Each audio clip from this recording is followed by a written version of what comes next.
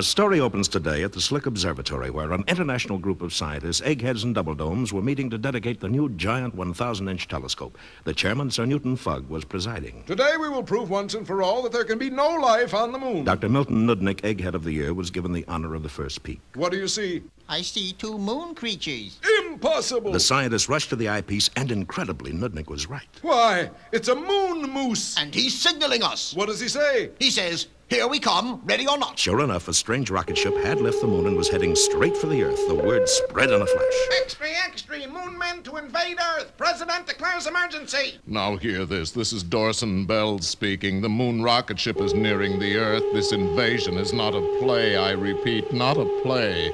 Please feel free to panic. And some people did panic. Stores closed, houses were shut up tight. Everywhere, panic reigned. What's the headlines, George? Invasion from moon. So what else is new? Meanwhile, at Washington Airport, the newly appointed ambassador to the moon, Krevny Blatt, and other dignitaries and diplomats were waiting for the strange craft to land. Here it comes. The rocket ship had made a perfect one-point landing, and while all eyes watched expectantly, the hatch opened. Welcome, moon people. You dig 'em Earth talk? Bullwinkle, they think we're moon people. They do? Then take me to your president. No, we gotta tell him the truth. Gentlemen, I'm Rocky the Flying Squirrel. And I'm Bullwinkle the moose. And we're both from Frostbite Falls, Minnesota. Minnesota? You mean you've been to the moon and back? Why, they've discovered a great new rocket fuel. And so to a hero's acclaim, our adventurers told their strange and incredible story.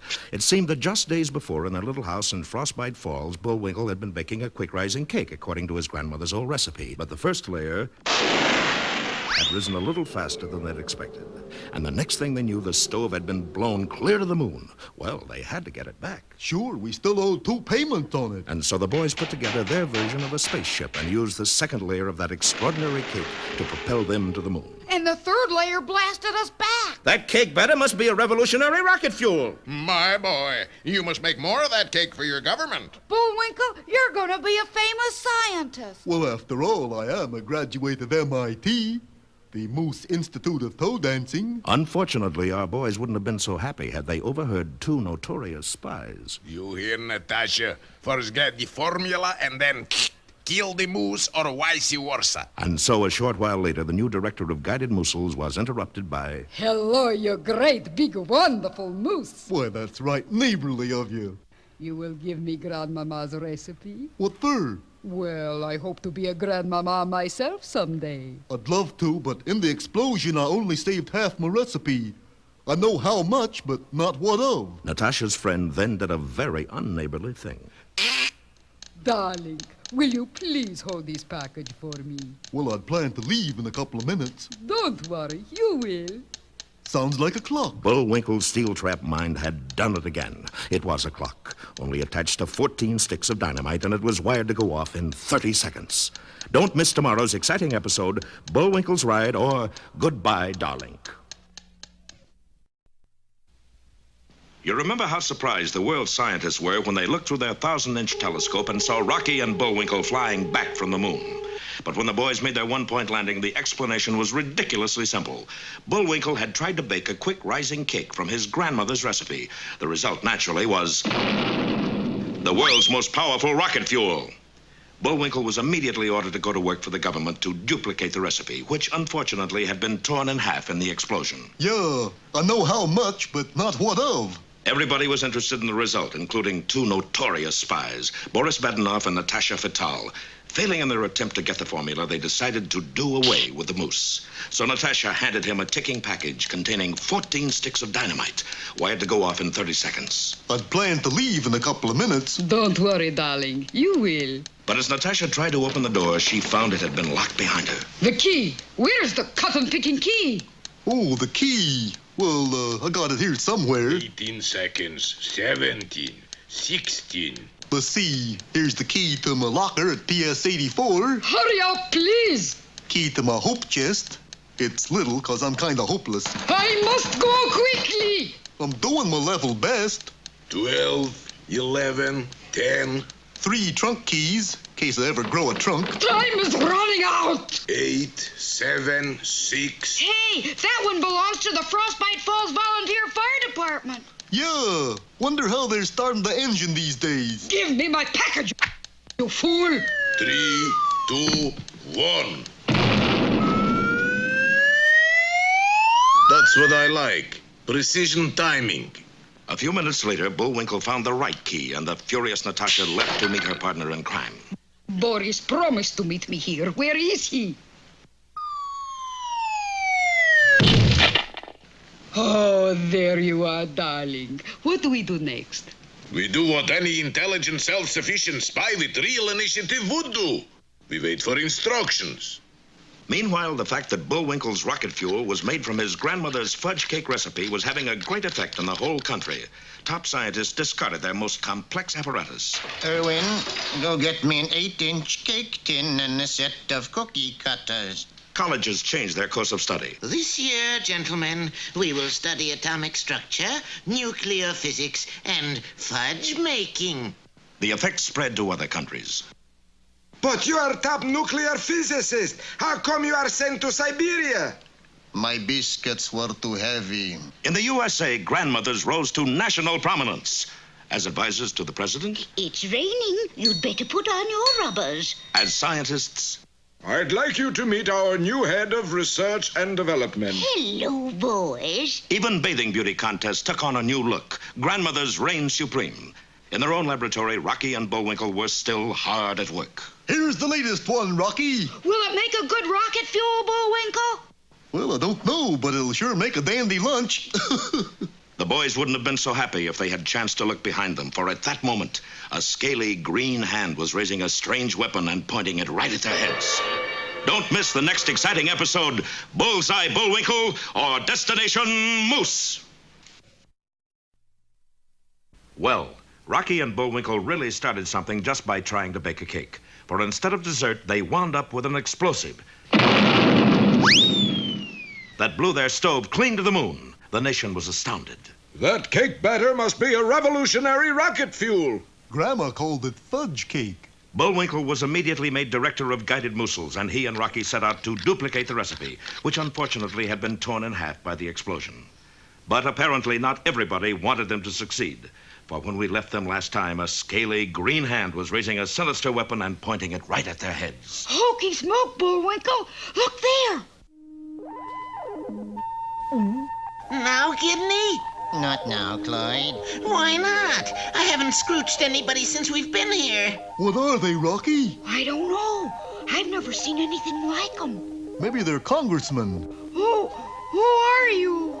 Put your hands over your head, please, and no sudden moves. Clyde here is very nervous. Yes, especially in this finger. Yeah, that's the worst one, too. What do you fellas want, anyway? Yeah, and how come the funny suits? Funny suits? They're out of this world. You're so right. I am? Yes, we're from the moon. The moon? Yes, and if there's one thing we don't want, it's an invasion from Earth. Especially an invasion of tourists. We lead such a quiet life on the moon. Take a look at what we had to go through just to prepare for a visit here. Yeah, we had to practice dodging traffic. And listening to jukeboxes.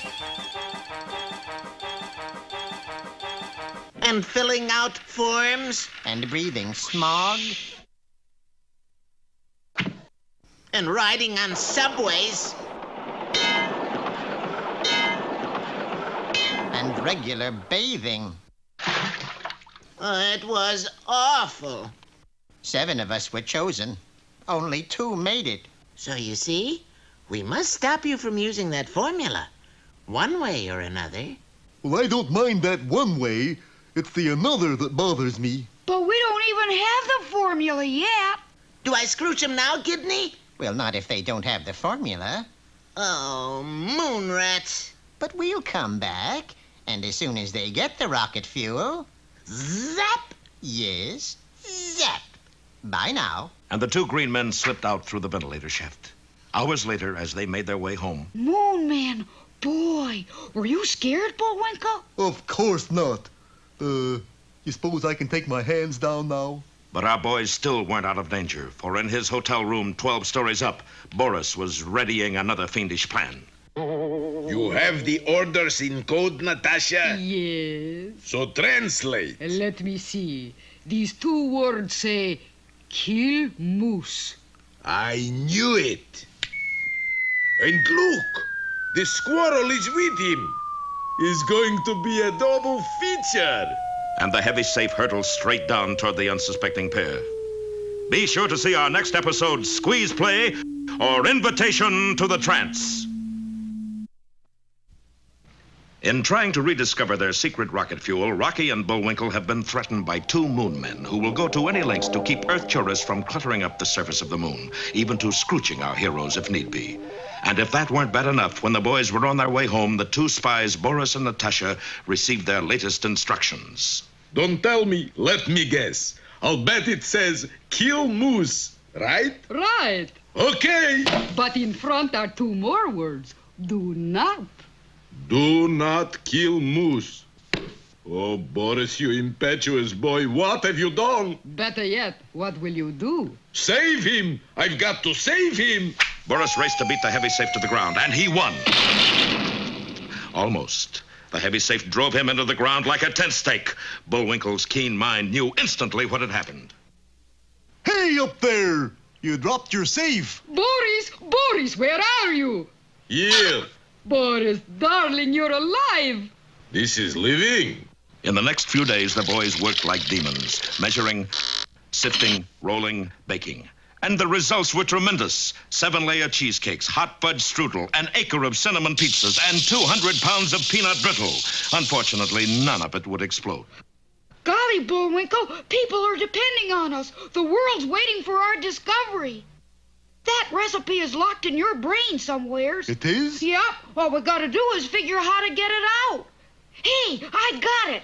Hypnosis. Hypnosis? You'll be hypnotized, and while you're asleep, you'll tell us the recipe. I'm gonna talk in my sleep? Yeah.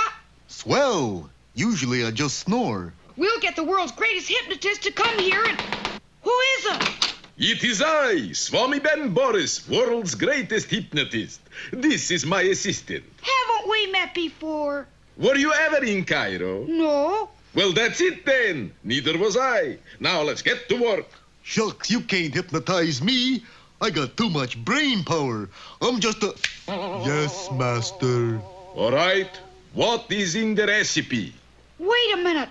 You'll have to leave now. This is top secret stuff. Oh, don't worry. I won't listen. On my honor as a genuine Swami. What about the lady? She doesn't speak English, do you, dear? Of course not. Well, maybe she better put her fingers in her ears anyway.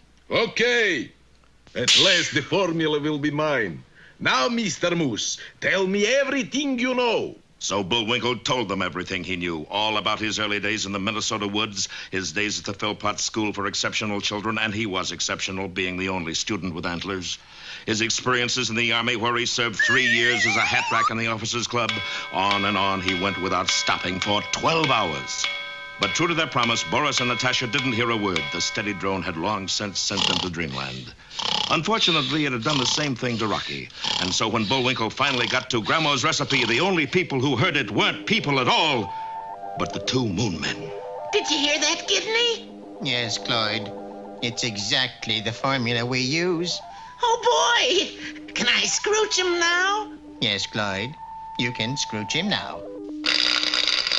Don't fail to see our next episode, The Scrooched Moose. Well, Rocky and Bullwinkle's attempts to find a rocket fuel to take them to the moon has certainly raised a fuss, especially on the moon itself. We moved to the dark side just to get away from those peeping toms and their telescopes. Now they're going to come right on up. We must stop them! So the moon men selected 2 of their hardiest adventurers and sent them down to Earth with only one mission, to stop our heroes from finding the formula. And so when a hypnotized Bullwinkle recited his recipe for Grandma Moose's fudge cake, even to a sleeping audience... Can I scrooch him now, Gidney? Yes, Clyde. Scrooch him now. As the mysterious ray struck Bullwinkle, he was instantly frozen solid, stiff as a board.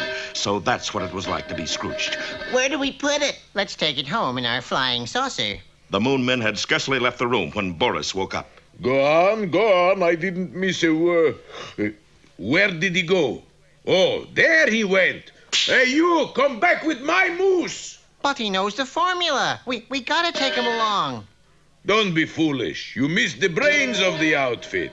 The brains? Who's that? The squirrel. He knows the formula, too. He does? Do I look like a liar? Don't answer.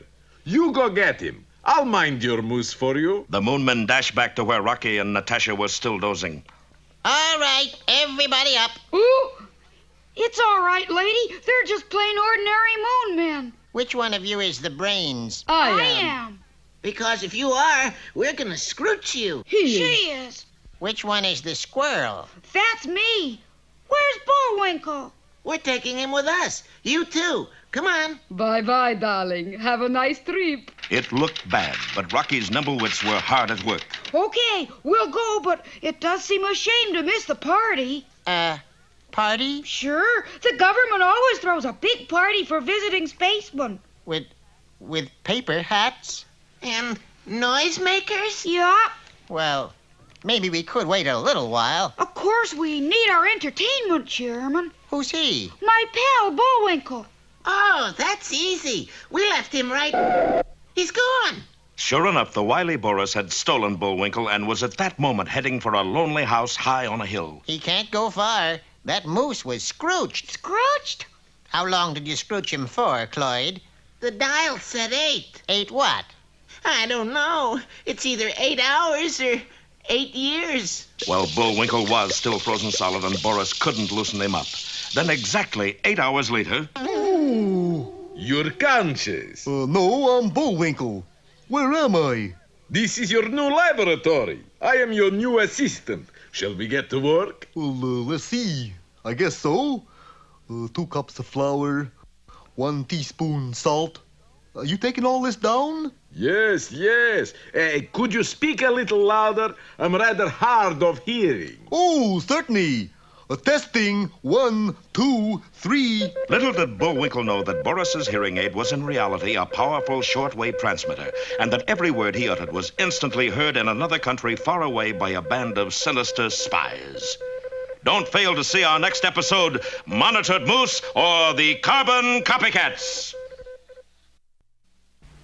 You remember that while Bullwinkle was hypnotized, he named all of the ingredients of a secret rocket fuel. He had already bored Rocky and the 2 spies into a sound slumber, but there were still 2 witnesses to hear him, the moon men. Their reaction was quick and to the point.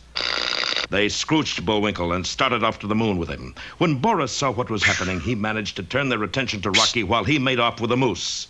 When Bullwinkle recovered, he was in a new laboratory with a new assistant who looked remarkably like Boris Badenov and who wore a hearing aid that broadcast directly to a nest of spies in a foreign country. Not only that, but the spies had a laboratory set up to duplicate Bullwinkle's every move. You're receiving, okay? Okay. Turn on speaker. Let's see now. 2 cups of flour. Got that? Got it. A pound of kumquats. Got it? Right, Chief. Shh. Listen. And now a hatful of vanilla to give it character. You sure this is chemical experiment? Well, sure, why? Sounds more like girls' cooking class. Uh-oh, he's a smart one.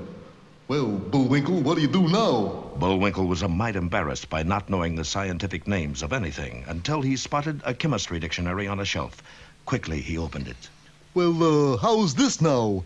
3 ounces of methylene bromide and a cube of diphenylphosphate. That's better. You getting all this? And now a dozen benzochlorines. Benzochlorines? But... Quiet. Do as he says. Now we'll just pop it into a hot oven for about an hour. Pop it into... No, not that. We must follow his directions exactly. Pop it in. So, obeying Bullwinkle's instructions, the spies put their mixture into the oven. As a result, their laboratory instantly disappeared, while the only result in Bullwinkle's lab was... Oh, darn. Just another mess of chocolate pan dowdy. Hello? You receiving me? Hello, fearless leader. Funny they don't answer. But while Bullwinkle didn't think much of his latest effort, it was doing him a lot of good, for its fragrant aroma drifted out of the window and down the hill and eventually reached the sensitive nose of his best friend. Hey, smell that? Smell what? That delicious aroma. I don't smell anything. Cloyd, we don't have noses. Oh, I forgot for a minute. But I do, and I'm going to follow it right to Bullwinkle. And so, over every obstacle, Rocky followed the smell of Bullwinkle's chocolate pandowdy. It took him right to the house on the hill. But he didn't approach unobserved. Curses! Is that nosy squirrel? I must work fast. And Boris did work fast, for when Rocky reached the house... Gee whiz, looks like I was expected. Do not turn back. Go on instead. Your friend the moose is just ahead. Boris shave. 10 feet to moose. Too far. Go back 5 feet. Stand here. Pull rope. But when Rocky pulled the rope, a trap door opened under him, and the plucky squirrel dropped from sight. See? It pays to advertise. Don't miss our next episode, Rocky's Dilemma, or A Squirrel in a Stew. Well, it looks as if that crafty spy, Boris Badenoff, is one up on our heroes, for he has managed to steal Bullwinkle from the Moon Men and has taken him to his lonely house on the hill, where the moose is putting his massive intellect to work on rediscovering his secret rocket fuel. All he's been able to make so far is a batch of chocolate pandowdy, but its aroma caught the attention of his pal, Rocky. Rocky set out to find Bullwinkle, and for a while it seemed that Boris was actually helping him. But at the last minute, Rocky found that the signs had led him straight into a trap. For a while, Rocky was certainly going downhill fast, but a few seconds later, he was really going up in the world. Farewell, you miserable rodent. Happy landings, right in middle of ocean. And while the balloon took Rocky far out over the ocean, the unsuspecting Bullwinkle was still experimenting, only this time with real chemicals. And as Boris approached the lab... You know, I think I had it for a second there. Splendid. Now, would you mind getting off my neck and back to work? I must be working him too hard. He looks pooped. But two famous scientists like Rocky and Bullwinkle couldn't disappear without somebody wondering what had happened, and it soon appeared that everybody did. Read all about it! Bullwinkle disappears! All police stations were notified. This scientist has the following distinguishing marks: a small mole on his left shoulder blade, also a 6-foot pair of antlers. The hunt for the missing moose went on in every state in the Union except one. When asked why, the governor replied, "'Cause it ain't moose hunting season yet." But in most places, the search went on doggedly, and probably the most eager searchers were the two Moon Men. Gidney and Cloyd wanted Bullwinkle as entertainment chairman of a party in their honor. Their methods were very simple. They just went from door to door where their appearance met with varying results. I don't want any magazines, but I'd sure like to know what college you're working your way through. Good heavens, is it trick-or-treat night already? No brushes today, thanks. It's not a brush, it's a mustache. Hey, Mabel, looks like some more of your relatives again. This isn't getting us anywhere, Gidley. Just one more house, Cloyd. And Gidney's diligence was rewarded. That one more house belonged to Boris Badenoff. Zounds, it's those lunar loonies. They mustn't see me. This is the last one, Gidney. My pods are killing me. Down here, they call them feet. Do you think we'll ever get to go to our party? Oh, sure. I'll bet that Bullwinkle chap is getting things ready right now. Party, eh? Natasha, come here quickly. And a few moments later, Boris flung his door wide open. Surprise! Surprise! Come in, come in. We thought you'd never get here. Welcome to Earth, darlings, and many happy returns. Cloyd, it's a surprise party. Surprised me, all right. Here are the paper hats. And the noisemakers. Delightful. Nothing like noisemakers to pep up a party. But those noisemakers were more deadly than delightful, for Bullwinkle's lab was in the room just overhead. Must be fixing the street. Doggone, they don't make test tubes like they used to. Now, you just make yourselves at home while I make the punch. It's my own recipe. Is it good? Good. He's knockout. And while Boris prepared a lethal potion for the Moon Men, the balloon carrying Rocky was in a terrible storm out over the Atlantic. Suddenly, there was a searing bolt of lightning, an explosion, and the shattered balloon basket plummeted toward the angry ocean 10,000 feet below. Don't miss our next exciting episode, The Submarine Squirrel, or 20,000 Leagues Beneath the Sea. Last time you remember, Boris Badenoff had captured Rocky and set him adrift in a balloon. The balloon was struck by lightning and plummeted down toward the ocean thousands of feet below. As the balloon fell, the plucky squirrel managed to work his way out of the basket and, spreading his arms and legs, began to glide toward the distant shore miles away. Boy, I hope I can stretch my glide that far. Unfortunately, at that moment, Rocky was being picked up by the radar antennas of the Air Defense Headquarters. General Broadbeam, sir, we've spotted a flying object headed straight for us. What kind of object? Well, sir, it appears to be a squirrel. A what? Yes, sir. Probably a secret missile we don't know about. Well, we can't take chances. Shoot it down. And within seconds, huge batteries of weapons were leveled at Rocky and commenced fire. Holy smoke! They think I'm an enemy. Hey! Cut it out! I'm friendly! Look! I'm smiling! Oh, if there were just some way I could tell them who I am. Then the brainy squirrel got an idea and began to fly in a special pattern. Look, General, the object is spelling something out. Sure enough, the wily Rocky was using the smoke from the ack-ack burst to spell out letters, a kind of polka dot skywriting. What's it say, General? U.S. Cease firing! Don't harm a hair of his head. That is a U.S. taxpayer. We need every one of them we can get. So Rocky continued gliding toward the shore, this time with an honor escort of jet planes. Meanwhile, at Boris's house, the spy was pretending to throw a party in honor of the Moon Men, complete with paper hats and noisemakers, while Bullwinkle worked in the room above.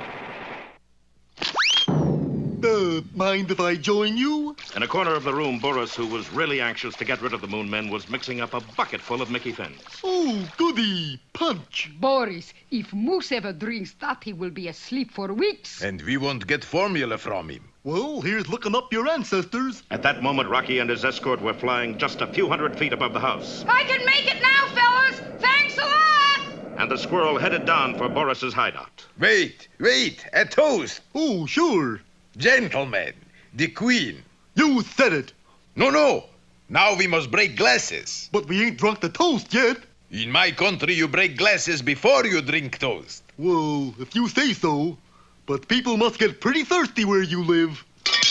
Now, I'd like to give a toast. Of course. Well, here's the crime. To crime? Of course, that was a toast that Boris and Natasha had to drink. The results were immediate. Hey, she's gone to sleep. You fellas don't feel sleepy? Nope. Not even little bitsy bit? Nope. That punch sort of peps you up. Nighty-night. And Boris joined Natasha in deep slumber. Party droopers. At that moment, Rocky appeared at the open window. Bullwinkle, there you are. Where else? Hiya, Rocky. Come on, we gotta go back. Everybody's looking for you. Oh, that's nice of them.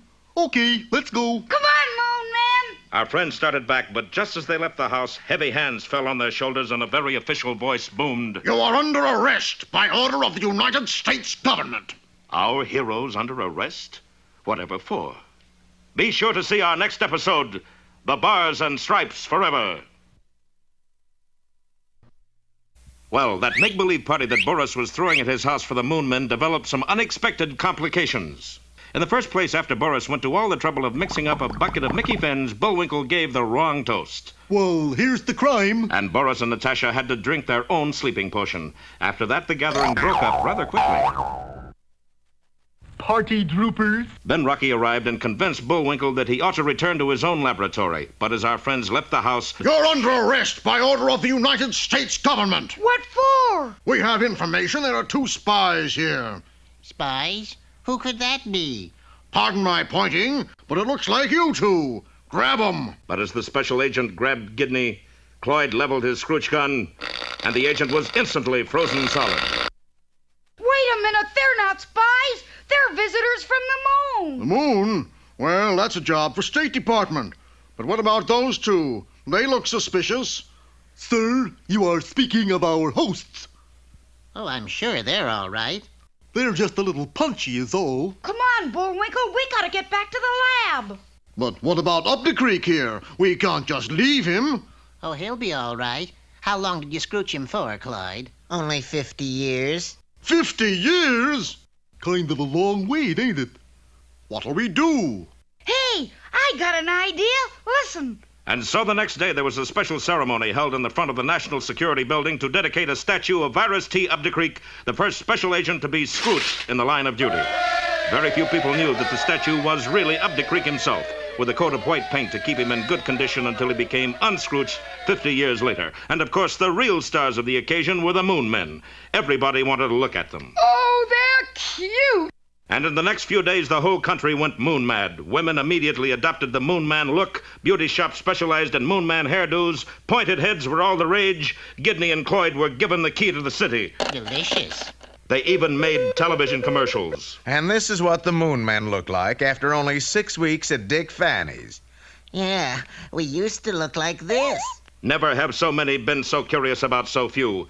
And pretty soon the pace began to tell on Gidney and Cloyd. They couldn't even eat a meal in peace. Hello, Kirk. Hello, Marilyn. Hello, Governor. Hello, Carrie. Hello, Marlin. Hello, Roger. Hello, Sophia. Hello, Gidney. Hello, Clyde. Oh, this has gone far enough. And so one night, Rocky and Bullwinkle heard a knock on their door.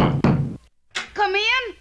Why, it's the Moon Men. How do you like it here on Earth so far? It's so wonderful we can't stand it anymore. Look, I've got circles under my circles. And from shaking so many hands, look, sagging fingers.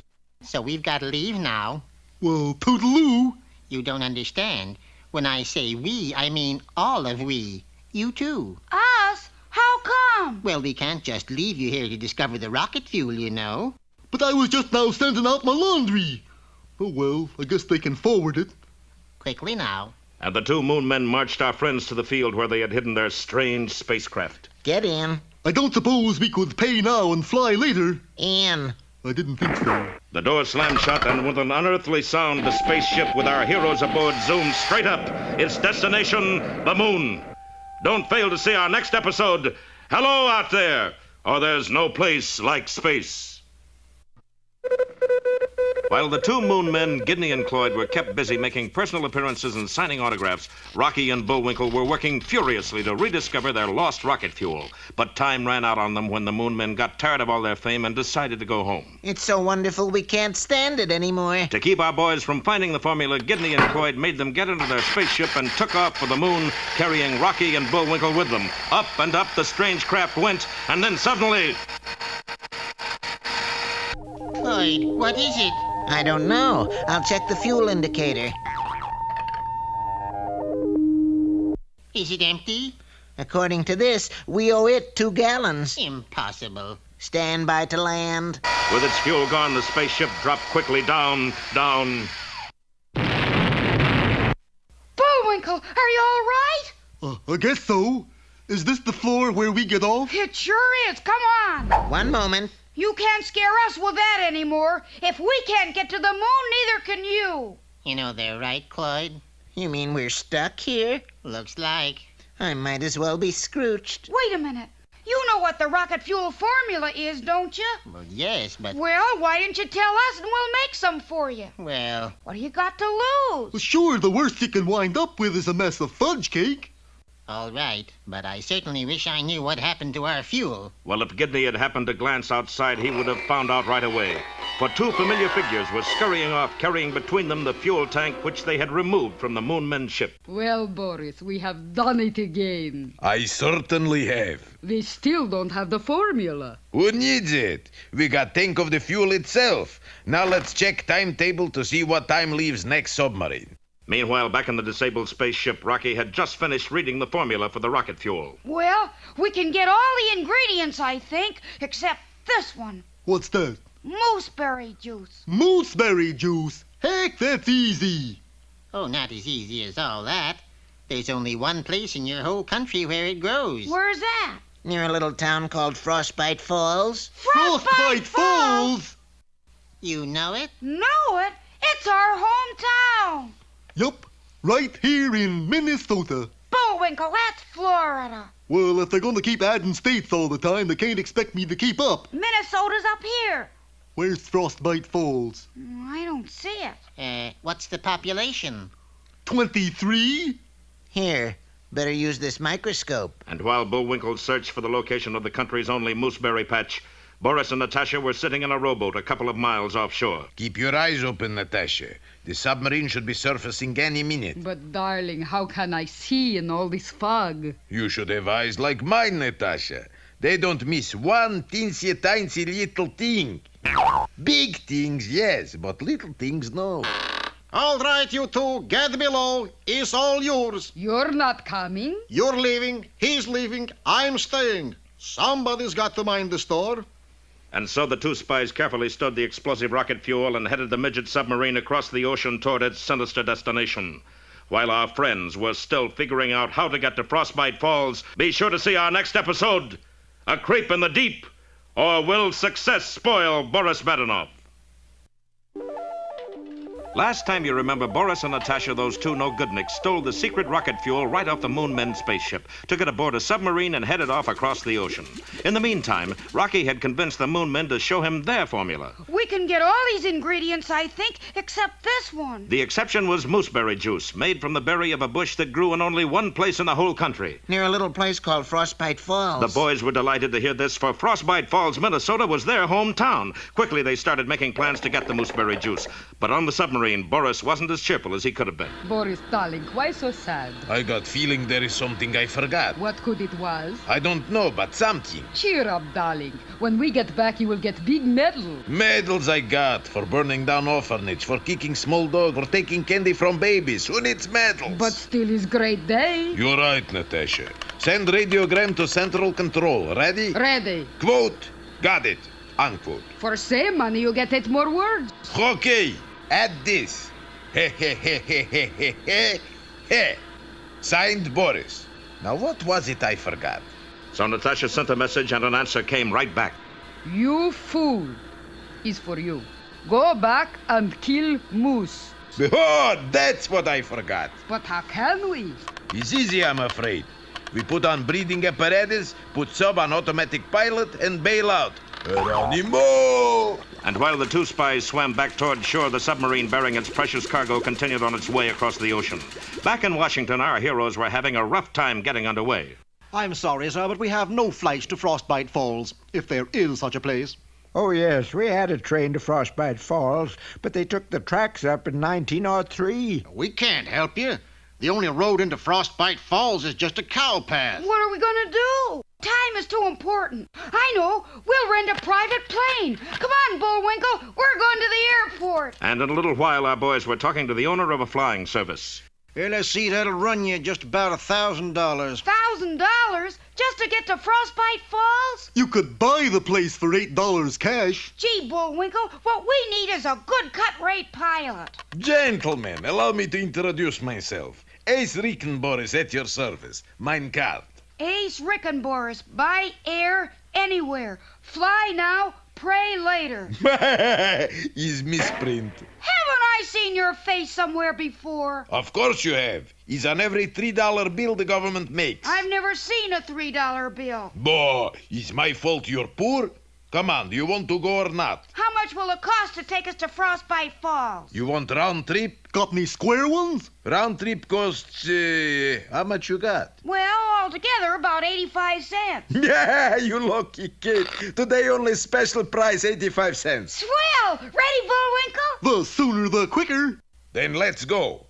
Oh, Miss Callahan. You called, Ace? Who's she? The stewardess, I guess. Okay, all aboard for Frostbite Falls. Please, fasten your seat belts. Well, the wily Boris had done it again. For although our heroes didn't know it, they were only one-way belts, and they were now locked in their seats. Don't miss our next exciting episode, Aces Wild or the Flying Casket. In their search for Minnesota mooseberries, a vital ingredient of their lost rocket fuel, our heroes left the Moon Men and headed back to Frostbite Falls. They decided to fly and hired a pilot named Ace Rickenboris, who bore a frightening resemblance to Boris Badenov, the notorious spy.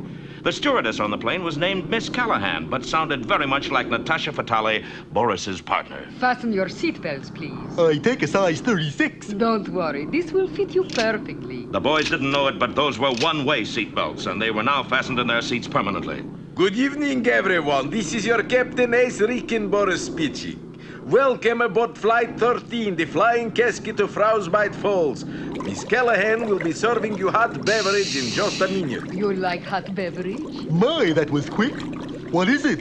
Specialty of the line, called a guided missile. Guided missile? Yes, just one and you go down in flames. Sounds interesting. Well, here's looking at you. But not for long. Then, just as Rocky and Bullwinkle were about to down the lethal drink, the plane hit an air pocket and dropped suddenly. Oh, shucks, we spilled them. As the boys watched, the spilled liquid ate right through the floor of the plane. Make a nice breeze, no?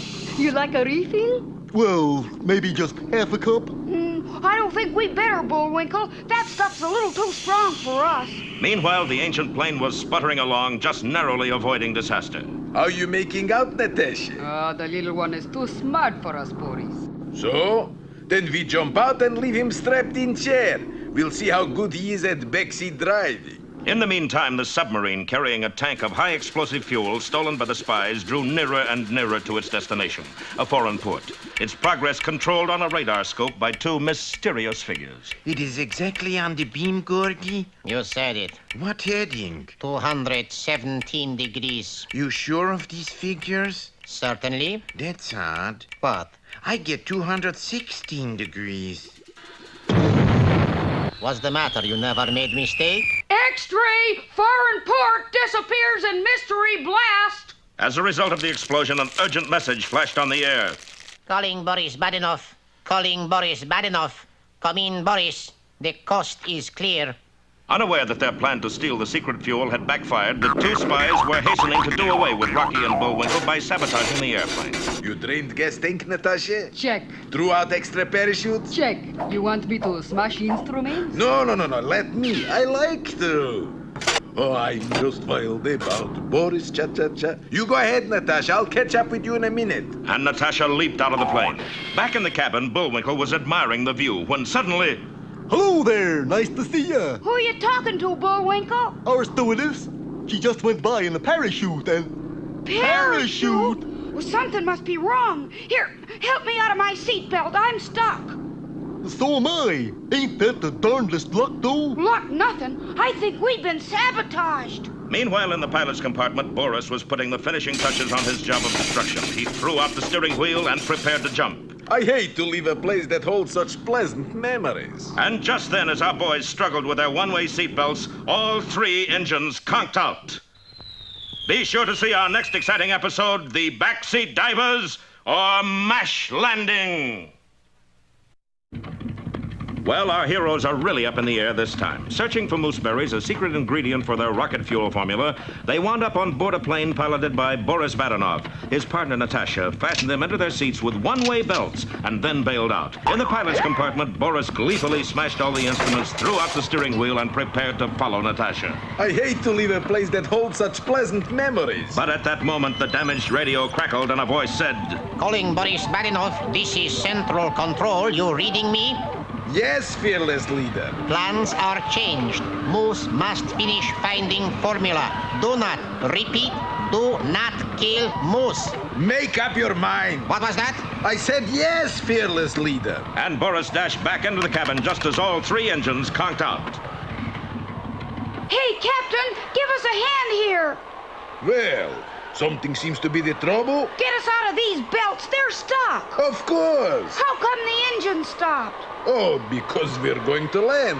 Well, how come we're landing? Because the engine stopped, you nice little chap. We better jump for it. Right, Rocky, let's go. Wait. No, Bullwinkle. I can glide down, but you need a parachute. I knew I was forgetting something. Moose has got to be saved. Here, take mine. Wouldn't think of it. Take it. I insist. Well, thanks. Come on, Bullwinkle. You're sure you don't need it? No, we got lots of others that I just threw overboard. Oh, Boris, why didn't you become violinist like Mama wanted? And while our heroes floated earthward, the plane bearing Boris sank lower and lower.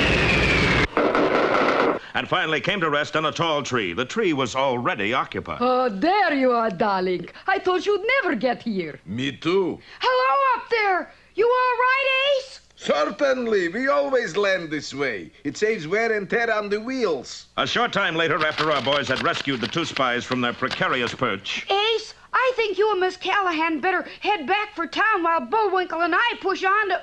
To where? Never mind. He's just a little too curious to suit me, Bullwinkle. Curious? He's downright odd. Quickly, Natasha, we must follow them. And the two spies began trailing our boys through the woods. Let's see now. As I remember, Mooseberry Island is right this way. Yup, there it is. But look! Well, this was a find. How have you been? Mooseberry Island was surrounded by barbed wire and warning signs. Keep out Mooseberry Blight. Quarantine. Gee, the whole island's off limits. Well, there must be one healthy bush on that island. But how do we get to it? Well, a little barbed wire isn't going to stop Bullwinkle J. Moose. I got a scheme. Quickly, Bullwinkle outlined his plan. He would enter the water above the island, swim with the current till he reached it, find a healthy bush, and then swim back below the island. Now you're sure it'll work, Bullwinkle? Of course it will. I've thought of every little thing. Except one. What's that? I can't swim! And Bullwinkle was carried off by the swift current. Unfortunately, there was another thing that he hadn't figured on. Right below Mooseberry Island was deadly thundering falls. And before Rocky could move, Bullwinkle was swept over the edge. Be with us next time for Bullwinkle's Water Follies or Antlers Away.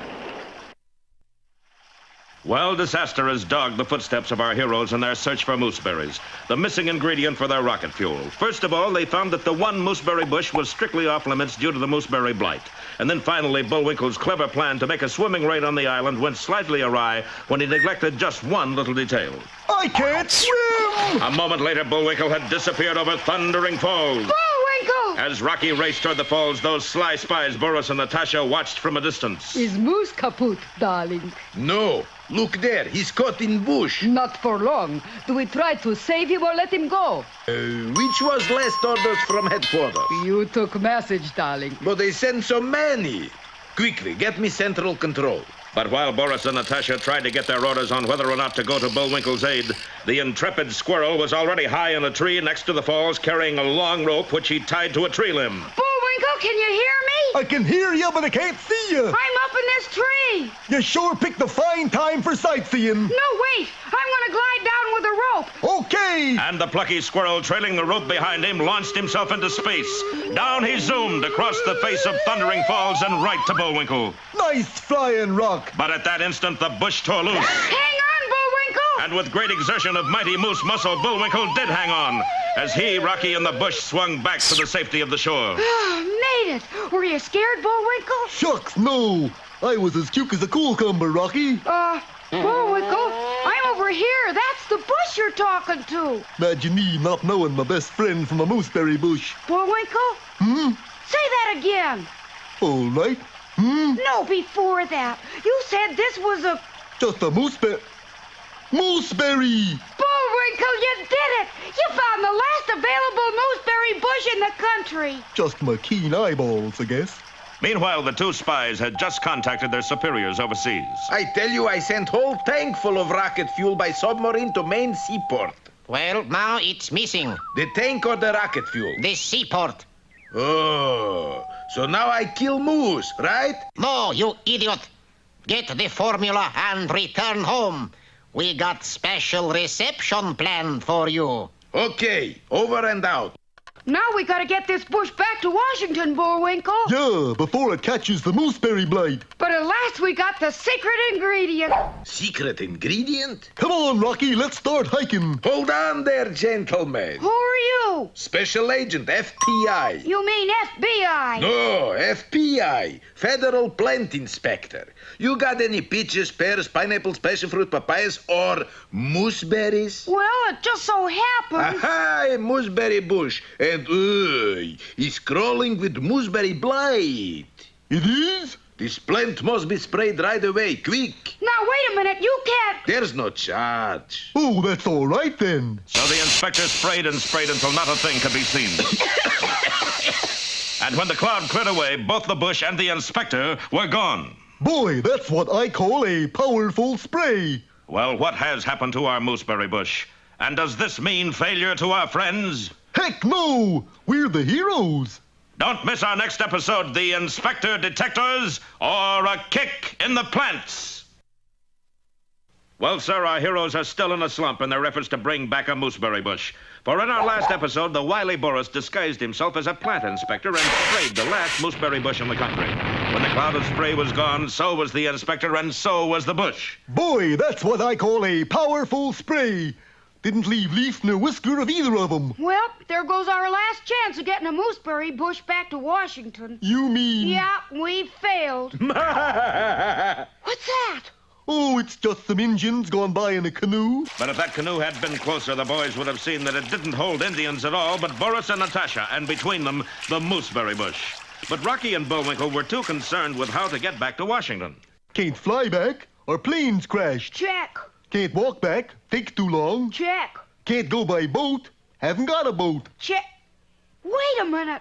Sure, we got a boat. We have? Yeah, right up in that fir tree. Oh, sure, Rocky.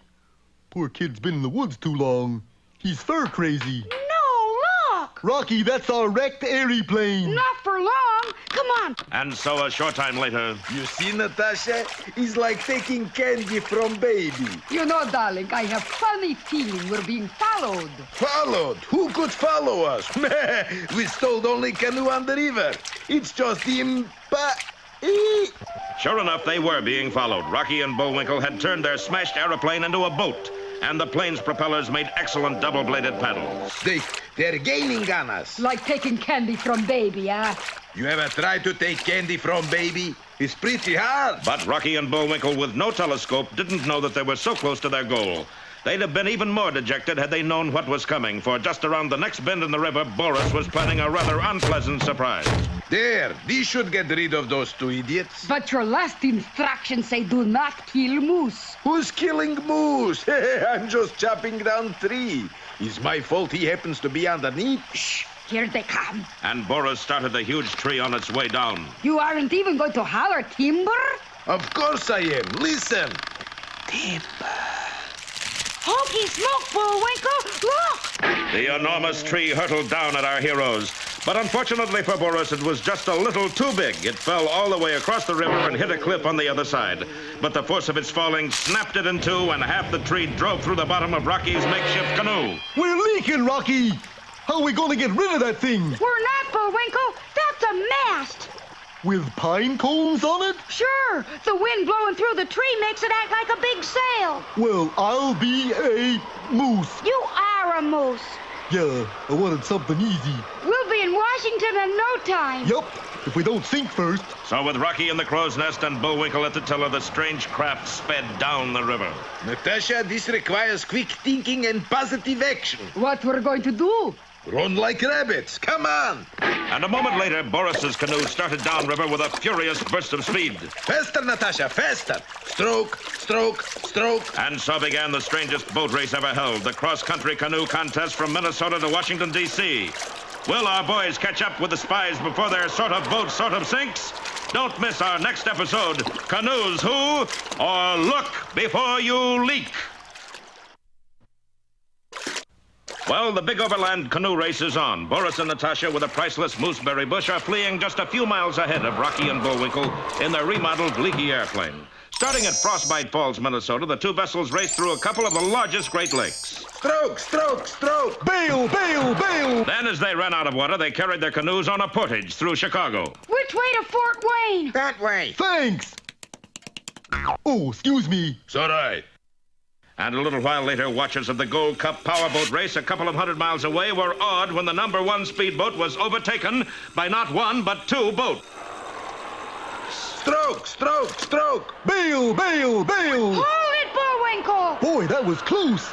Almost bailed out the captain. How are we doing? That leak's gaining on me. We better get where we're going in a hurry. We will if the wind holds out. Bail, bail, bail. Stroke, stroke, stroke. Boris, Boris. Huh? Boris, when is your half of paddling going to start? Don't worry, I'll do my half. Now stroke, stroke, stroke. A short time later, at the locks of the St. Lawrence Seaway, a bell rang to signal that a ship wanted to get through. All right, but there ain't no ship there. Stroke, stroke, stroke. See, a canoe full of Indians just went by here. I don't care if you believe it. I just saw... Bail, bail, bail, bail. Never mind. This one I don't believe myself. Soon the two vessels had run out of large bodies of water. They began to travel in small rivers or creeks, in irrigation ditches.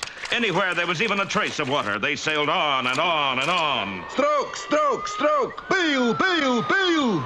Sort of like riding on a soggy freeway, ain't it? Crowds began to gather to watch them go by. Here they come. Stroke, stroke, stroke, stroke, stroke, stroke, stroke, stroke, stroke, stroke, stroke. Bail, bail, bail, bail, bail, bail, bail, bail, bail.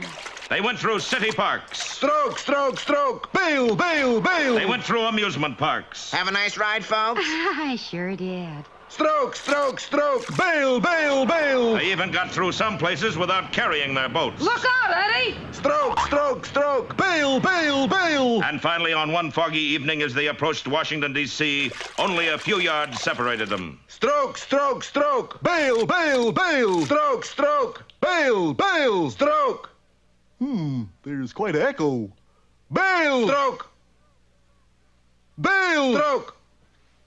That's the first echo I ever heard that wrote its own dialogue. Boris, when is your half of paddling going to start? Any mile now, Natasha. Psh, I think they're right behind us. Gee, it sure is foggy. Yeah, can't see my nose in front of my face.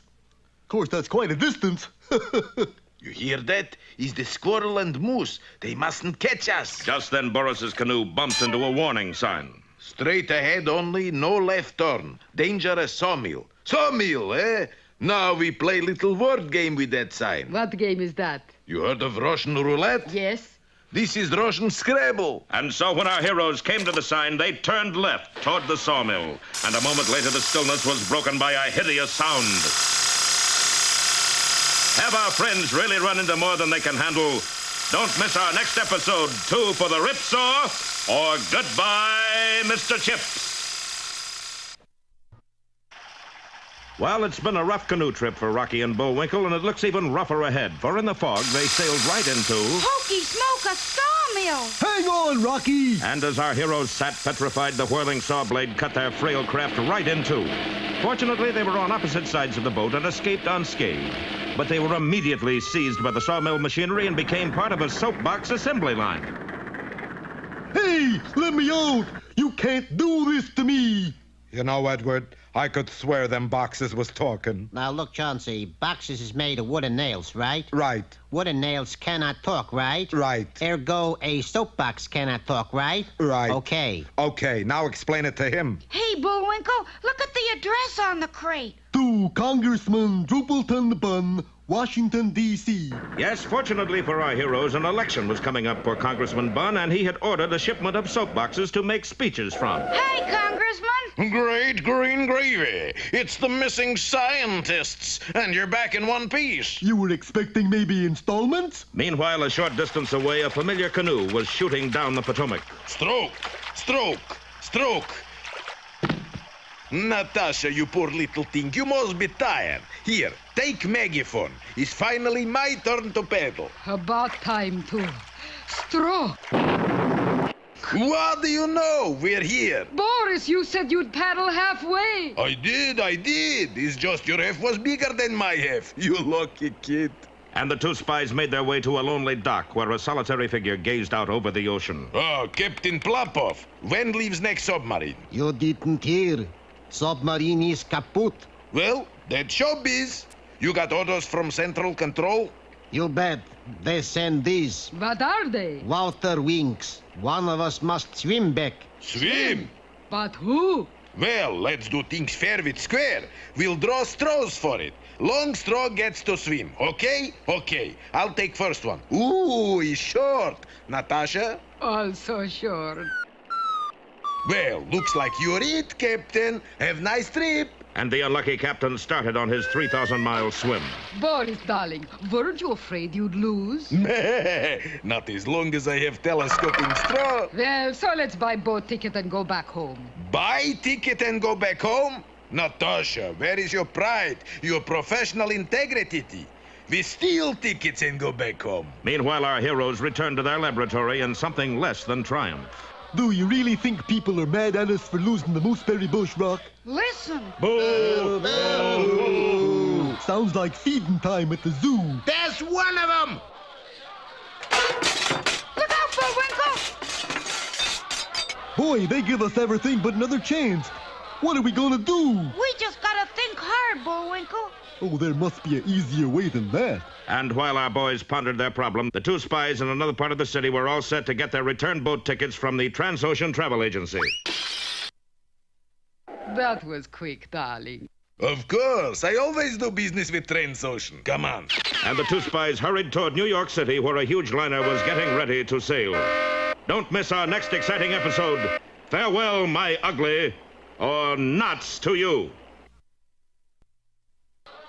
Well, our heroes certainly aren't feeling like heroes these days, for they lost the mooseberry bush, and with it, their chance to rediscover their secret rocket fuel. Gee, if we just knew where there was another bush. But we don't. We ain't moon men, you know. Bullwinkle, that's it. The moon man. Where? I mean, they know where there was another bush. Hey, that's pretty smart. I wish I'd thought of that. You did. Then how come you said it? Come on, let's find them. But when our friends called on the moon men at their New York apartment, they were gone, and nobody knew where. Well, it was a good idea. Yeah, even if I did think of it. But just then, Rocky spotted a theatrical newspaper that gave them a clue to the moon men's whereabouts. Moon men Sacco in lost wages. Lunartics 20G click at Sands. What do you suppose it means in English? I don't know, I'll ask. Pardon me, what does that mean? You kidding, Jack? Why, they're the biggest B.O. draws in showbiz. Floored them in Philly, pulverized them in Podunk. They're sensation. Way out. In a word, boffo. Thanks. What's it mean? He wouldn't tell me. But eventually our friends did find someone to translate the headlines for them. According to our computer, your friends have a fairly successful show in Las Vegas, Nevada. Las Vegas? Sure enough, the moon men had gone into show business as a song and dance team. Me and my shadow, all alone and feeling blue, blue, blue. Listen to that, Gidney. They love us. Telephone, Mr. Cloyd. Thanks. Okay, lay it on me. Cloyd, this is Rocky, the flying squirrel. Rocky doll. How are you? Rocky doll? It's been ages, sweetie. Well, you been keeping? Gee, he sure sounds funny. Let me talk to him. Hello there. Bullwinkle, baby. Baby? I'm 6'2" in my stocking hoofs. What? Can't hear a thing, lover. The applause is deafening. Here, Gid, I'll quiet him down. And now, folks, a brief intermission. And of course, as soon as Cloyd fired his scrooch gun, the whole audience was frozen solid.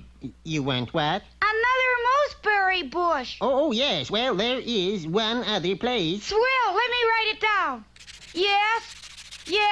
Come on, Gidney. They're only scooched for a minute or so. Oh, we'd love to help you, Rocky, but we're booked solid for the next 3 years. Frankie asked us to follow Judy at the palace, you know. There they go. What'll we give him, Cloyd? Some real moon song. How about Shine On Harvest Earth? Oh, that's kooky. And 1 and 2 and shine on Harvest Earth up in the sky. So Gidney and Cloyd resumed their theatrical careers, while a little later on a pier in New York City... Where are we going, Rock? There's only one other place on Earth to find mooseberries, and we're going there. Where's there? A country called Pennsylvania. And at that instant, just around the corner... You got good tickets, darling. Of course. Anything worth stealing is worth stealing well. First-class cabin. And then nobody better try stop us. So the two spies are headed for the same place as our heroes, Pennsylvania. And what will happen if either of the parties spots the other? Don't miss our next episode, Cheerful Little Peerful or Bon Voyage. Well, it seems that fate has taken a hand in the game of Mooseberry, Who's Got the Mooseberry? For Rocky and Bullwinkle and the two spies are all getting ready to sail to the same place, Pennsylvania. Yeah, 'cause that's the only place in the world to get mooseberries. But Boris and Natasha, posing as tourists, seem to be carrying coals to Newcastle, for they are taking a mooseberry bush to Pennsylvania. Or are they? Sorry, Ms. O'Brien. You can't take that aspidistra with you. He's not aspidistra, he's real. Shh, don't argue with me, Mikushla. Of course he's what he said. Why couldn't we take it? Regulations. No plants can go abroad. We're on the lookout for a stolen mooseberry bush. Well, maybe your sister can be plant seeder for us. But I don't have... This way. Boris, what are we going to do? I'll think of something. Better hurry, look. Sure enough, our heroes were headed right for them. Quick, Natasha, put this on your head. On my head? Hurry. Okay, officer, we go on board now. Now, just a minute, Mr. O'Brien. What's that? That bigor is my wife's new hat. They get crazier every year, ain't? Looks more like a bush to me. Sir, you are criticizing my wife's taste? Is that really a hat, lady? Oh, you think I would wear anything this ridiculous if it wasn't a hat? I guess not. Go ahead. And the two spies left just as Rocky and Bullwinkle entered the room. I could swear I'd seen those two somewhere before. Anything to declare? Yeah, I declare I've seen him too. They're right behind us. What we do? Get orders from Central Control, of course. But how? Radio's packed in trunk. You fool, Natasha. Luckily, Boris Badenov is always ready for emergency. Meet Dmitri. Dmitri? He's carrier pigeon. But pigeon is too slow. Oh, not this one. He's only jet pigeon in world. And quickly, Boris wrote a note, attached it to the pigeon, and sent it on its way. Just a few moments later, Dmitri arrived at spy headquarters overseas and delivered Boris's message. But unfortunately, the jet speed had blown off all his feathers, and he couldn't make the return flight. We must contact Badenov by radio. So a moment later... Calling Boris Badenov. Hello, Boris. Who said that? Is radio in trunk. Return with Mooseberry Bush. Shh. Bring Bush to headquarters. Quiet! Anything the matter, sir? Oh, yeah, Captain Pitchfuzz. No, he's fine. Make report to G1. What's that? It's me. I'm ventriloquist. I throw my voice. Use code 3. Say, that's great. I couldn't see your lips move at all. Oh, it's nothing. Make reports Tuesdays and Thursdays. You must join the ship's concert. Glad to. Quick, Natasha, into the cabin. And the spies dashed into their cabin just as Rocky and Bullwinkle started up the gangplank. Well, we're off to Pennsylvania, Bullwinkle. Yeah, nice of all these people to come see us off. Hello, fearless leader. What we do about moose? You sure you got secret ingredient? Right here. Good. Then for moose... You heard me?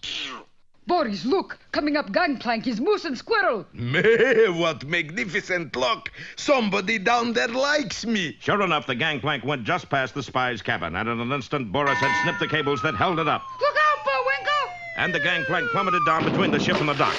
On the bridge of the liner, Captain Peachfuzz was all at sea. Get them out of there before they're squashed. He's just a little late for that. Oh, you beautiful doll, you great big beautiful doll. And as the crowd watched horrified, the huge liner slowly swung closer and closer to the dock and nearer to squashing our heroes. Don't miss our next episode, Summer Squash, or He's Too Flat for Me. Well, Rocky and Bullwinkle are up to their necks in trouble, and in water, too, for Boris Badenov dumped them into the harbor, and a huge ocean liner began to squeeze them against the dock. It's coming closer, Rock. Up on the bridge, Captain Peter Peachfuzz, with his customary efficiency, was giving a series of conflicting orders. Haul the hawser, half ahead, full astern, batten the hatch, bloop the bleep, smartly now. But still the ship inched inward. I can't hold it off, Rock. I'm folding up like an acorn bean. The crowd gasped, for now there was only one thing between our heroes and disaster, Bullwinkle's antlers. Will he hold, Bullwinkle? It ain't the antlers I'm worried about. It's that space in between. Here, catch this rope. But in the excitement, Captain Peachfuzz let the rope go on the wrong side of the ship. Fortunately, it caught on a passing speedboat, and slowly but surely the liner was pulled outward. A moment later, the boys were being hauled aboard the SS Andalusia in a cargo net. Everybody was overjoyed at the rescue. Well, almost everybody. Dear diary, today I killed off moose and squirrel. Weather continues fair. Boris, look, they're safe.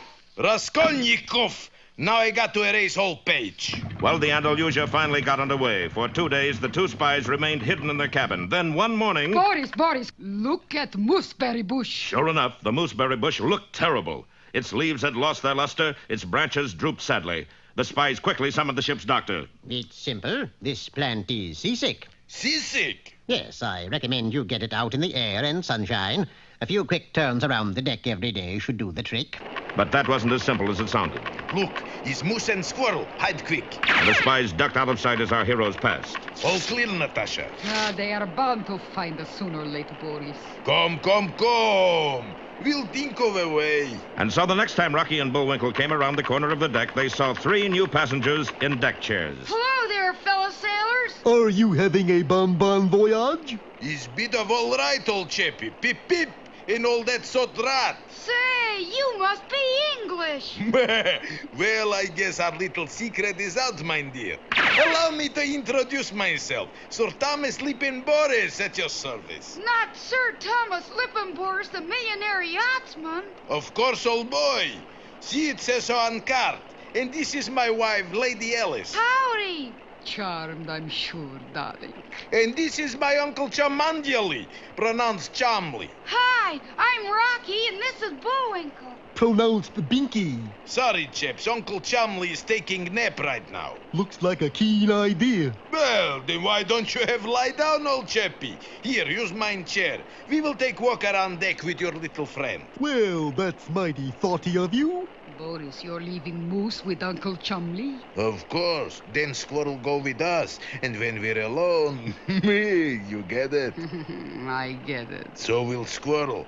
Come along now. Last one around the deck is a saggy crumpet. And as Rocky went trustingly into the dark shadows of the boat deck with Boris and Natasha, Bullwinkle lay down next to Uncle Chumley.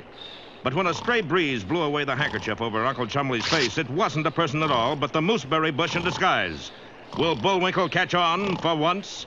And what about Rocky, all alone with Sir Thomas and Lady Alice? Don't miss our next episode, The Earl and the Squirrel, or The March of Crime.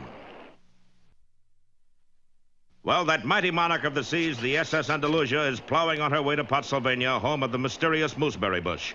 Little does Bullwinkle know as he basks in the sunshine that right beside him is the very bush our heroes are seeking, disguised as Sir Thomas Lippenboris' Uncle Chumley. Nice day, ain't it? Must be beef. I say it's a nice day. He ain't beef, but he's pretty dumb. Meanwhile, Rocky has started for a turn around the deck with Sir Thomas and Lady Alice, who bear a striking resemblance to his old enemies, Boris and Natasha. Come on, Sir Thomas. This sea air's wonderful. I say, slow down a bit, old plum pudding. We must catch a spot of bread, eh, what? Okay. How's this? But the pace that Rocky set was still too fast for the spies, and as much as they wanted to get near him, he was always just a little too far ahead. Boris, I can't go on. What's the matter? My feet are killing me. I am used to high heels. The shoes are too comfortable. I can't stand them. Come on, Sir Thomas. Can't right now, old bean. Just remember, it's time for tea. Cheerio. Okay, I'll see you later. Gee, he's a nice guy for a duke. Back at the deck chair, Bullwinkle was still trying to start up a conversation with Uncle Chumley. So the other fella says, "That's funny, you don't look Chinese." Ain't that a... Well, maybe not. Thinks he's so smart, won't even laugh at my jokes. Okay, don't talk. See if I care. You're just a sorehead, and I'll tell you to your face, too. And Bullwinkle pulled away the handkerchief over Uncle Chumley's face. Uh-oh. That there is a mighty sick uncle. Look at that face. It's green. Covered with little red spots, too. I wonder if he's catching. A short distance away, Sir Thomas was gleefully boring holes in the bottom of a lifeboat. Did I ever tell you, Natasha, I got a medal in drilling holes at USC? University of Southern California? No, Ukrainian Safecracking College. Rocky! Rocky! What is it, Bullwinkle? It's Uncle Chumley. He's got a bad case of the red and green uglies and... Rocky, listen. Just at that moment, a loud bell began to ring close at hand. Lifeboat drill, take your stations, take your stations. What is it, Rock? It's lifeboat practice, Bullwinkle. Come on, this is our boat. Mooses and squirrels first, women and children next. Let's get in.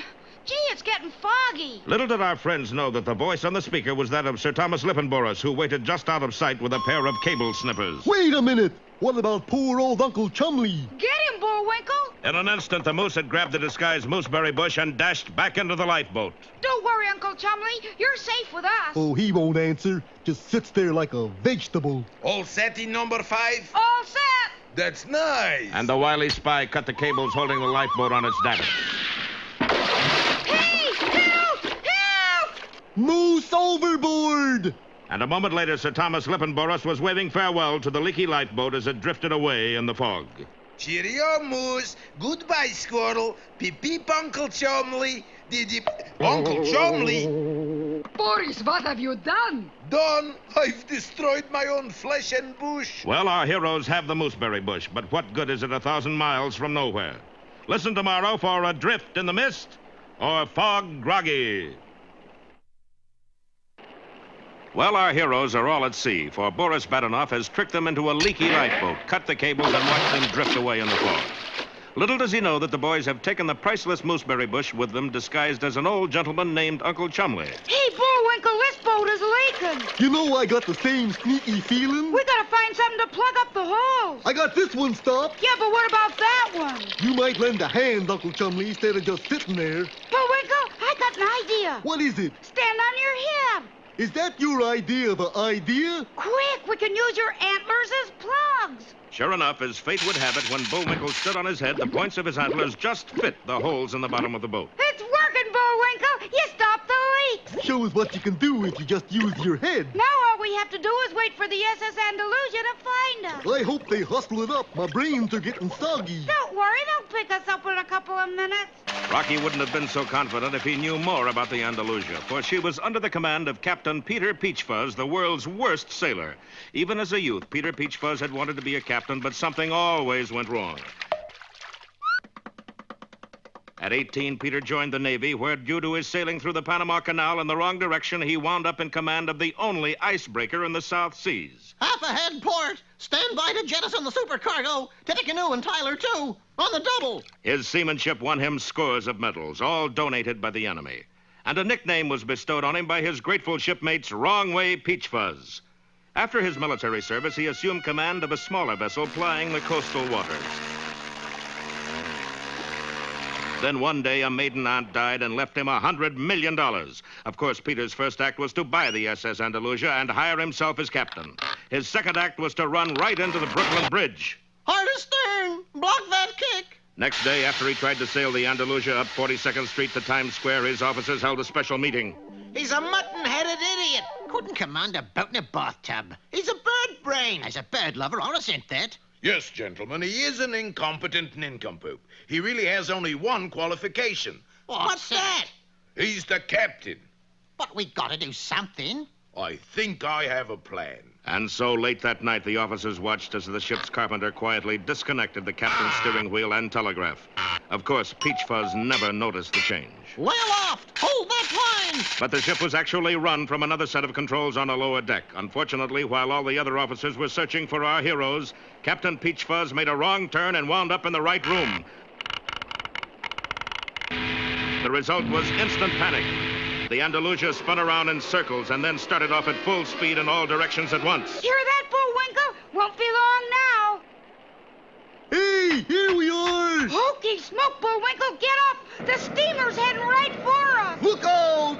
And the tremendous bulk of the SS Andalusia swept past without even slowing down. Boy, that was too close for comfort. Yeah, if I ever catch the nitwit who's steering that boat, Nothing personal, you understand? Look out, Bullwinkle! Here she comes again! This time she's really gonna run us down! And sure enough, the knife-like prow of the huge ocean liner struck the lifeboat squarely in the middle. Don't miss our next episode, The Deep Six, or The Old Moose and the Sea. You remember that last time our heroes found themselves in a leaky lifeboat dodging a runaway ocean liner. One time they forgot to duck, and the sharp bow of the steamship struck their tiny craft right in the middle. When it passed, there was nothing left of the lifeboat but splinters. Fortunately, Bullwinkle had been able to grab onto part of the ship's anchor, and our heroes dangled far above the waves as the liner plowed on. Meanwhile, in their cabin, Boris and Natasha were very despondent. Boris, how could you let them sail away with the mooseberry bush? Bush was disguised as old men. Did I know they'd help old men into lifeboat? I wouldn't. Help! It seems to me I still hear that idiotic voice calling, "Moose overboard!" Look, outside porthole. His ghost. No, it's Bullwinkle. Who is it, Bullwinkle? It's that there nice English type fella, Sir Thomas Lippenboris. Well, tell him we got his Uncle Chumley here. Uncle Chumley! Quick, Natasha, get help! And a few moments later, our friends were hauled on board. Uncle Chumley! This is a bit of all right, what? Let us take you to cabin, darling. He's sure a brave old fella. Didn't hear a peep out of him the whole time. Hey, what's happening? Abandon ship! Captain Peachfuzz is at the wheel! Sure enough, Captain Peter Wrongway Peachfuzz, the world's worst sailor, gained entrance to the real control room and was now in full command. Full speed astern ahead. Port your helm. Knit 1, furl 2. Hang on, Bullwinkle. Looks like a rough trip. Yeah, and I wonder where to. Bullwinkle wasn't the only one concerned about that, for the Andalusia was long overdue at her destination. Nobody knew exactly where she was. Guam calling. Andalusia just passed here headed south. North. Oh, never mind. Commander, I think I've got a ship on the radar. Nonsense. Nobody would steer a ship like that. The radar's out of order. But the commander had reckoned without Captain Peachfuzz, who could and did steer a ship exactly like that. Gee, Bullwinkle, we should be getting near Pennsylvania by now. Land ho! Oh, boy, we're Pennsylvania at last. Yeah, I could tell because of the windmills and all them tulips. Windmills? Tulips? That's Holland. But at that moment, Captain Peachfuzz was picking a new course. Aha! Come right 200 degrees centigrade. Reef the forecastle. Play ball. And the steamer headed out to sea again at full speed. Radio messages crackled round the world. Hello, Andalusia. This is the Coast Guard calling. Come in. But unfortunately, Captain Peachfuzz kept his radio tuned to another station entirely. And in the National League, it's Dodgers 3, Cards 2. And in their cabin, our heroes waited for the boat to dock anywhere. Hey, Rock, I think we're there. What do you see? Oh, there's a whole lot of people waiting on the shore. Looks like a formal reception. Formal? Yup, everybody's wearing tuxedos. Oh, Bullwinkle, those are penguins. We must be near the South Pole. Whoa, we better ask for another blanket. But keeping from freezing wasn't the only problem facing our heroes, for as they sat down to dinner that evening, they found with a shock that their food had run out. Bullwinkle, if we don't make port soon, we'll die of malnutrition. I'd rather starve first. Will our heroes end up wasting away to ocean-going shadows? Don't miss our next episode, The Slippery Helm, or Captain's Outrageous. Well, the ocean liner bearing our heroes is still sort of lost at sea, with Captain Wrong-Way Peachfuzz at the helm. They have gone more miles and got less places than any ship in the world. X3 Andalusia approaches Point Amboy. Wuxtree, Andalusia hits Point Amboy. Damage great. And to make things even worse, the ship has now run out of food. Boy, am I ever hungry. Yeah, me Just too. looking at pictures of food makes my mouth water. Bullwinkle, what are you eating? I just couldn't resist the picture, Rocky, so I ate it. Okay, give me a page. Here's a fruit salad with cottage cheese. Delicious. Here, have a picture of standing rib roast in full color. How is it? Well, I really like it a little more well done. Meanwhile, in the cabin just next door... Boris, Mooseberry Bush has lost the will to live. What are we going to do? Get me central control. Hello, fearless leader? This is Boris Bedenoff, your friendly neighborhood spy speaking. Come in, friendly. Bush is in bad shape. What do we do? Who needs Bush, you idiot? All we need are mooseberries. Natasha, quick, pick berries. Shall I keep this one, Boris? No, it's too little. Throw it away. Boris, what happened? Remember, picked mooseberries are very explosive. Do not shake, rattle, or roll.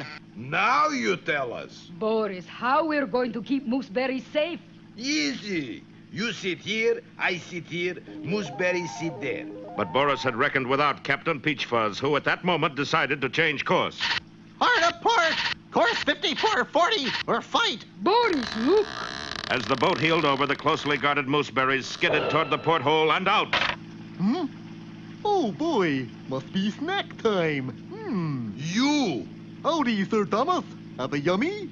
Those berries, they're... Oh, yeah, they're delicious. Want to see me throw one up and catch it in my mouth? No! Oh, it's easy.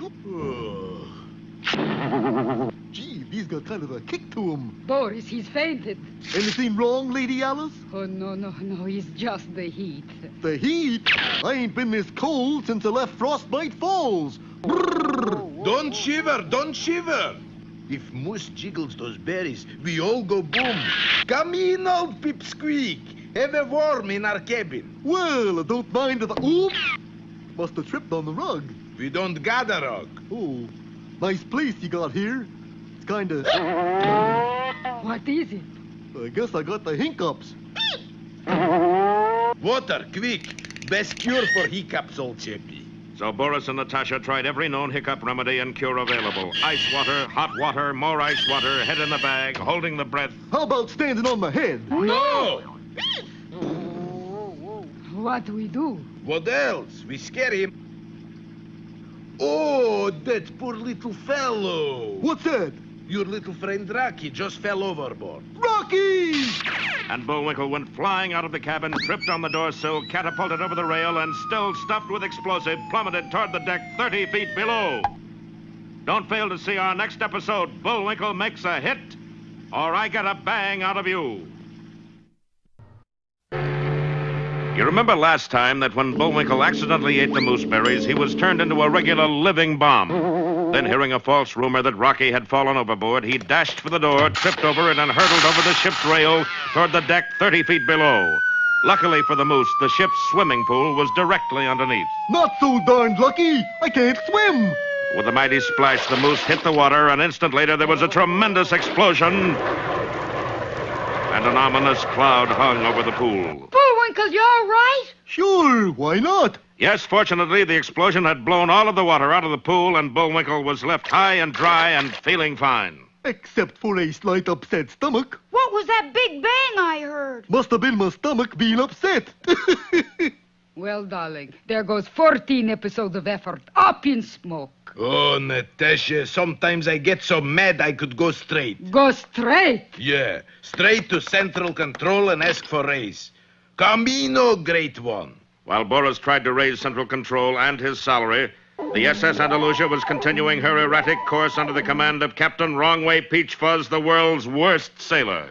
Left rudder, now right rudder, now the other rudder. Lay forward, splice the main brace. We gotta do something about Captain Peach Fuzz, Bullwinkle. Yeah, I'm getting dizzy from traveling in circles. Hey, look, there he is. What's he doing? That's a sextant. He's plotting our course. Well, Captain, just where are we? Glad you asked. According to my accurate figures, we're just a little bit south of the North Pole. That doesn't sound like an Eskimo song to me. Them ain't exactly polar bears, neither. Sextant must be a little off. Aren't we sailing a little close to shore, Captain? Of course not. The water here is 50 fathoms deep. Of course, that's at high tide. Sure enough, the huge liner had run aground on a tiny tropic isle. A lucky thing in a way, for the ship had run out of food and the passengers were famished. Do you suppose there's anything to eat on the island? I think so. Looky there. Sam's Quick Lunch and Barbecue.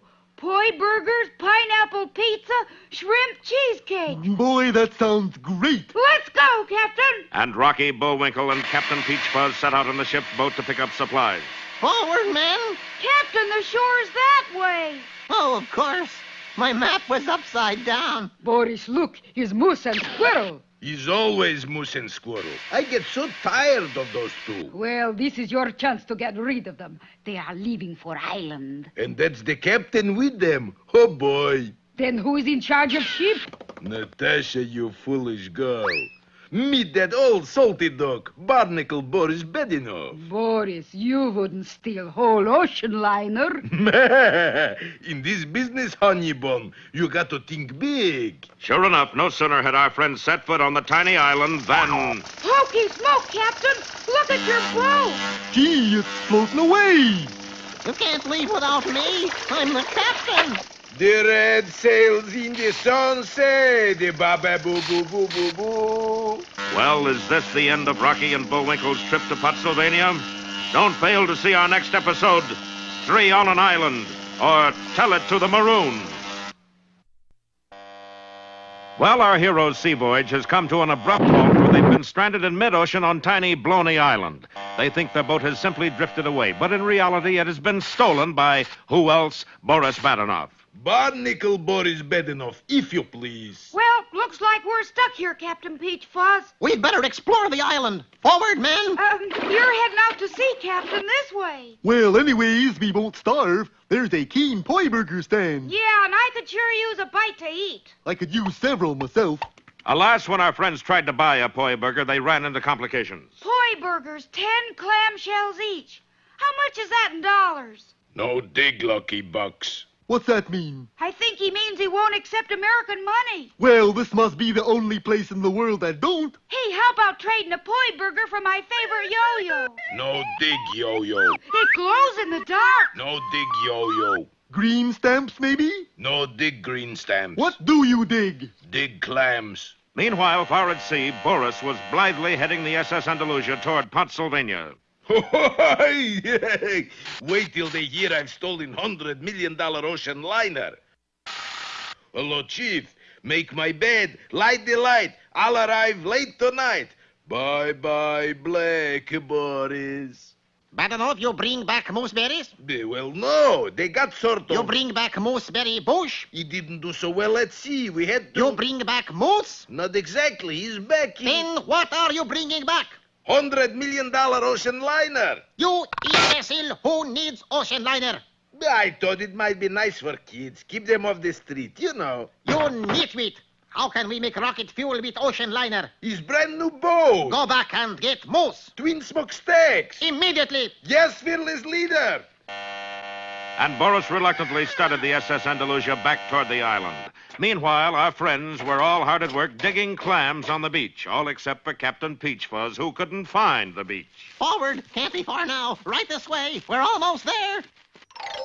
Find any clams yet, Bullwinkle? Nope, but I think I'm getting warm. I just hit something. I hope it's a clam. I'm getting awful hungry. No, it ain't a clam. Then forget about it, Bullwinkle. Okay, if you say so, Rock. Ahoy! Ahoy the island! Bullwinkle, look! It's the Andalusia. She's back. And look who's at the wheel. Cheero and people been back. It's Sir Thomas Lippenboris, the millionaire yachtsman. We're saved. Yeah, but we still don't have any food. Why not let me dicker with the natives? They're really very simple people. And so Captain Peachfuzz worked out a shrewd deal with the proprietor of the stand. You put Lucky Box that side, I put Poi Burgers this side. Of course, this did make the food a little expensive. Eat slow, Martha. I figure these are costing us $800 apiece. But remember, that includes pickle and mustard. Then, as their bank balances sank slowly in the west, our friends waved goodbye to the romantic Bloney Island and its happy natives. What we do with all this loot, Sam? Tear down stand, put up hotel. But little do our heroes know what kind of reception committee awaits them on the dock. Don't fail to see our next episode, Dancing on Air, or the Pottsylvania Polka. It looks like journey's end at last for our heroes. Seeking the magic mooseberry bush, a plant that produces a secret rocket fuel ingredient, our heroes have traveled to Pottsylvania, the only place in the world where mooseberries still grow. However, as they approached the dock, they saw a rather unusual reception committee. Look, Rock, they're greeting us with open arms. Yeah, but look what's in their hands. I don't like this, Bullwinkle. Our friends didn't know that the reception committee was really waiting for Boris Badenov, their archenemy. But then neither did Boris. Ah, it's good to be back among old friends, Natasha. If those are friends, I'd hate to meet your enemies. There must be some mistake. Hello, it is I, Boris Badenov, your #1 pin-up spy. I think your rating has dropped, darling. They couldn't do this to me. Get me central control. Hello, fearless leader, is Boris. Boris who? Boris Badenov. Must be some mistake. We got no spy named Badenov. You do too, it's me. We used to have Nebish named Badenov, but he was executed yesterday. What? It says so in paper. But I'm Badenov. Oh, my mistake. I pick up tomorrow's paper. Oh, well, what's one day? Hello? Hello? I've been cut off. You're not kidding, darling. How could they do this to me? After 20 years of lying, cheating, double-crossing, and backbiting, they don't like me anymore. Come on, you! We know you're in there! Gee, Rocky, I suppose they mean us? Well, I don't know who else they mean. See, why don't we check with our next-door neighbor, Sir Thomas Lippenboris, millionaire yachtsman? Hey, swell! And our two friends headed right for the spy's cabin. If I could just get to central control, I could explain everything. But how you going to get past the mob on the dock? Oh, yeah. Who's afraid of a little mob? I am. They come for me. Who's there? Oh, it's just us, Lady Alice.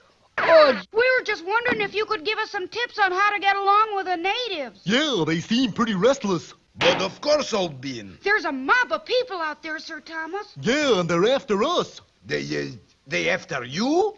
Oh, yes, of course, old chap. They jolly well don't like foreigners, you know. Yankee go home, all that sort of thing. But, darling... Shut up your mouth, Lady Alice. No, you chaps got only one chance to get into country. How's that, Sir Thomas? Oh, well, it's a disguise. Disguise? Certainly. Step this way. And behind the screen, Boris quickly disguised our heroes. Oddly enough, when he was finished, they looked remarkably like an undisguised Boris and Natasha. There. A bit of all right. What? This mustache tickles. Oh, don't worry. It won't tickle long. And Boris led our heroes to the gangplank. Well, cheerio and people chappies, and good luck. You'll need it. Goodbye, Sir Thomas. Gee, he's a good old millionaire yachtsman. Look, Fedor, is them? Let's see. Badenoff is short. Check. Mustache. Check. Dark glasses. Check. Travels with beautiful lady spy. Check. Oh, boy, she's knockout. Dig those crazy earrings. Okay, grab them. Uh-oh, Rocky. Something must have gone wrong. Cheer up, Bullwinkle. Maybe they're taking us to meet the mayor. I don't think that's the key to the city he's holding. Don't miss our next exciting episode, Axe Me Another, or Heads You Lose. Well, the good citizens of Pottsylvania are extending Rocky and Bullwinkle a real Pottsylvanian welcome. For Boris and Natasha disguised our heroes as, guess who? Boris and Natasha. Then under orders from Central Control, the boys have been arrested and hustled toward a sinister platform. Hop. But you don't understand. We're friendly. We're not. Hop. Come on, Bullwinkle. Where are we going? You heard the man. Up! Meanwhile, the real Boris and Natasha had escaped from the ship and made their way through the city to the underground headquarters of Central Control. They fixed up the place since I was here last. You, fearless leader, where are you? Right behind you, Badenoff. 11, 12, 13 steps. Rocky, that's liable to bring bad luck if we're not careful. Now hear this. You, Boris and Natasha, are hereby condemned. Boris? Natasha? Oh, forevermore. Oh, that's a good one. What is? You've mistaken us for somebody else. Sure, we're in disguise. Disguise? Yup. See, this is just a wig I got that comes right. Uh-oh, my wig is stuck, Rock. My mustache, too. Sure enough, Boris had fastened their disguises on with permanent glue. Proceed with the proceedings. Meanwhile, at Central Control... Well, speak up, Badenoff. Don't let the boys make you nervous. Who's nervous? You're making terrible mistakes. Nonsense. We made only one mistake here in 20 years. What was that? We hired you. What did I do? Nothing. That is the trouble. Did you bring back rocket formula? No, but... Mooseberry bush? No, but... Mooseberries? No, but... Moose? No, but... Go ahead, boys. Wait, I mean, yes. Yes, what? Yes, sir? I mean, what did you bring back? Moose. I brought back Moose. Where is he? Still on deck? Turn on viewer, Anastas. See? There he is now. You fool! He is about to be executed. No, wait just a minute, fellas. Let's not lose our heads. Don't worry, sweetheart. Only one of you loses head. Your little friend Boris, we push off cliff. Oh, that's better. We are always polite. Ladies first. But at that instant, Rocky launched himself off the cliff and down into space. Catch him! He's ruining the execution. Now, I can fly! Oop! Attaboy, Rocky! Here he comes again, Doc. Tell me, Fedor, it says anything about Badenoff can fly? Not a word. Could be we made a mistake? Could be, but let's don't hang around to find out. Well, looks like execution is off. We got Moose. Now we put him to work. For us, old body. You mean I'm not out of job? Of course not, dear boy. Was all mistake. You mean I get same old salary? Of course. 50 grickles a month and all you can steal. Oh, boy. Plus fringe benefits. Fringe benefit? Yes. We don't shoot you. Back on the dock, a suspicious crowd watched as Bullwinkle and Rocky tried to get their disguises on. How you doing, Rocky? Gee, I thought it'd be years yet before I started shaving. Well, I guess you really are tourists. Howdy, welcome to Pottsylvania and come along. Thanks, and where are we going? Where else? To jail. Jail? Jail? Jail? This is a Pottsylvanian howdy? Don't miss our next episode. The Pen Pals are Rock Hockey Rocky. Well, the travel folders all said welcome to Pottsylvania, but our heroes have had nothing but a bad time since they arrived. First an angry mob, then a dreadful disguise, then a near execution, and now they're on their way to jail. But we haven't done anything. Yeah, we're as innocent as the new mown snow. We're just tourists. That's what they all say. Sure enough, our heroes' fellow prisoners were almost all American tourists just like themselves. Boy, this is sure no way to treat your friends. Don't be silly. Pottsylvania got no friends, just enemies. Well, here is your apartment. If you want anything, you can just push that button. But it's not connected. I didn't say anyone would answer. Bye. But even while our friends were languishing in the Huskow, Boris Badenov was hatching another evil plot. Now, I'm just spitballing, you understand. But as soon as Moose gives us secret formula, we... Wait. Nobody but idiot would give us secret formula. Exactly. So after he gives us formula... And Boris outlined his fiendish plan for firing a rocket ship to the moon, conquering the moon men, and beaming Pottsylvanian television programs to the United States. Badenov, what good will this do us? You ever seen Pottsylvania TV? Please, not so soon after eating. Some night people in America will tune in set to midnight movie, and what do they get? 3 hours Pottsylvania commercials. You think they'll know the difference? Sooner or later, yes. Then they must pay us millions to stop broadcasting. And if they don't? Oh, then we jam other programs. Instead of Lone Ranger is coming on 30 minutes hair oil commercials. Listen. Itchy dandruff, falling hair, a dried up scalp and a dome that's bare. Gritty, grimy, greasy goo, that's what's in our new shampoo. Gunk. Get some gunk today. Enough already. Please, Badenov. It's too much. You see, fearless leader? In no time at all, we drive America to her knees. Carry on, Badenov. I'd salute you. You said it. So in the meanwhile, back in the Pottsylvania pokey... Come on, you two. Out. You mean we're being released? Yes, your lawyer is here. Lawyer? We don't have no lawyer. Allow me to introduce myself, you all. Gentlemen, I'm Clarence Derenoff, attorney at law at your service. Yeah, but we didn't hire you. A mere formality. Well, I paid bribe, bail, so let's go. Now, wait a minute. What about all our friends here? We're not going till they go. That's right. We'll just sit here. How much extra for the others? Say roughly 500 grickles? No. Smoothing it out a little, 250. Good. Here it is. You think I would soil my hands with a bribe? Please, just drop it in half. And a little later, Rocky and Bullwinkle saw all the tourists off on the SS Andalusia. Goodbye! Have a nice trip! Bye, Captain Peach Fuzz! Farewell, Rocky! All right, cast off forward, full speed, astern aloft, aloo. Also, Roger. Well, there she goes, Bullwinkle. We're all alone in a foreign land. Well, those are certainly not friendly glances. Just who do all those sinister eyeballs belong to? Don't miss our next episode, The Fright-Seeing Trip, or Visit to a Small Panic. Well, our heroes are heroes again. They've rescued a boatload of tourists from the Pottsylvanian pokey and sent them on their way home. Unfortunately, it's not all clear sailing for them. You know, I got kind of a sneaky feeling we're being watched. Oh, nonsense, Bullwinkle. Who'd want to watch us? Well, the answer to that was simple enough. Everybody. For Pottsylvania was a country composed entirely of spies. Even as schoolchildren, Pottsylvanians were taught only the ABCs: assassination, bomb throwing, and conspiracy, with an occasional course in advanced sneaking and prowling. Congratulations, Fyodor. You graduated magna cum laude. And every conversation had at least two meanings. Hello, Vanya. Translation, we're going to blow up City Hall tonight. Hello, Gottwald. How's the boy? Translation, sounds like fun. Who'll be inside? Just fine, thanks. Translation, who cares? Well, see you later, Gottwald. Translation, the party starts at 7. Bring your own bomb. Bye-bye, Vanya. Translation, bye-bye, Vanya. No, Pottsylvania was hardly what you'd call a tourist paradise. Look there! Yankee, go home. Boy, they sure don't like baseball players, do they? Well, here's a hotel, Bullwinkle. Let's go in.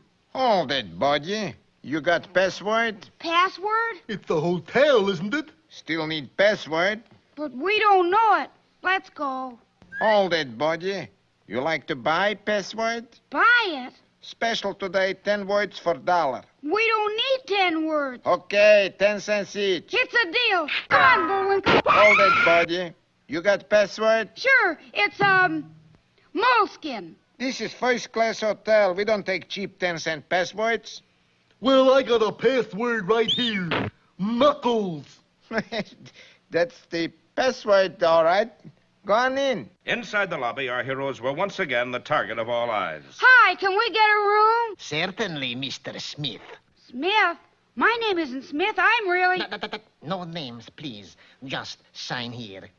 Hokey smoke, Bullwinkle. Everybody's name's Smith. That's a funny coincidence, ain't it? Well, when in Rome, do as the Romans do. I never heard of no Romans named Smith. But our heroes had to sign the register Pottsylvanian style. Rocky Smith and Bullwinkle Smith. When they got to their rooms, Rocky immediately started organizing the great Mooseberry expedition. First, we gotta get a guide, Bullwinkle. Somebody who knows the country. Maybe there's a guide advertising in the newspapers. Let's get one down at the corner. Hey, get you ice cream bars. Also secret papers. Secret papers from an ice cream man? Sure, we got a 28 flavor of a classified information. If you find a page in red ink, you get a free secret. Thanks a lot, but no thanks. You're welcome. Hey, get you Adam Bumsicle here. Our heroes had another shock when they opened the door of their room. Bullwinkle, look at that! Yes, the room was a shambles. Everything had been turned inside out and upside down. And what's more, all our papers are gone. Gone? Oh, well. And so is all our money. Well, that's the breaks, I guess. And so is your autographed picture of Sonny Tufts. Sonny Tufts! Well, now them rascals have gone too far. Don't miss our next episode. Boris burgles again, or sinner take all.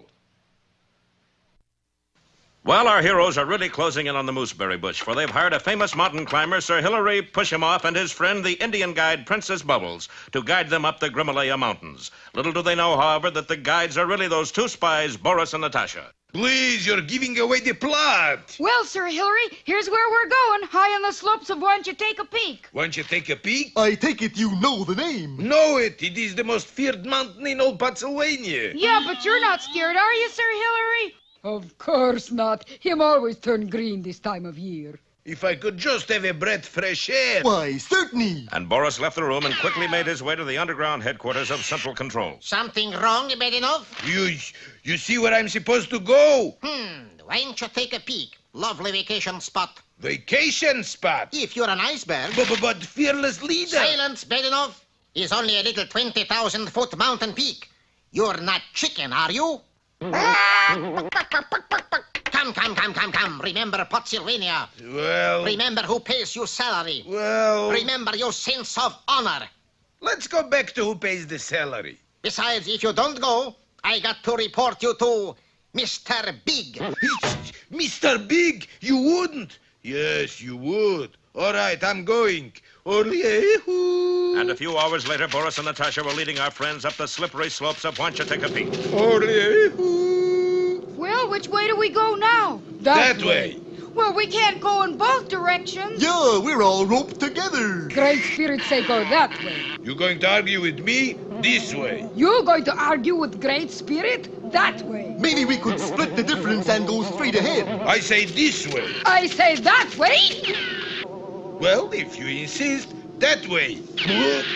Golly, they're sliding clear down the slope. And we're all roped together. Brace yourself, Bullwinkle. Right, Rocky. I'd just like to see them budge me now. They'd have to uproot this great big tree. And in just a few seconds, the entire party had slid to the bottom of a deep crevasse in the snow. Where's Sir Hilary? I don't know. Here's his hat. Yeah, but where's he? I'm under the hat, you idiot. Well, peek-a-boo. Hey, look there. Oh, boy, snow. No, Bullwinkle, up higher. Well, I'll be a moose's uncle. Yep, it's a mooseberry bush. Our search is at an end. Oh, boy, and we made it in only one episode. So after carefully uprooting the precious mooseberry bush, the party started off with the two spies well in the lead. Now Pottsylvania can make secret rocket fuel. If Moose and Squirrel do not take it to USA. How can Moose and Squirrel take to USA if there is no Moose and Squirrel? Oh, Boris, you are a sly boots. When does it happen? No time like the present. Observe, Natasha. Secret weapon. Weapon? That's only a piece of candy. Watch. Hello down there! Anybody care for jawbreaker? Mighty yummy. Sure, why not?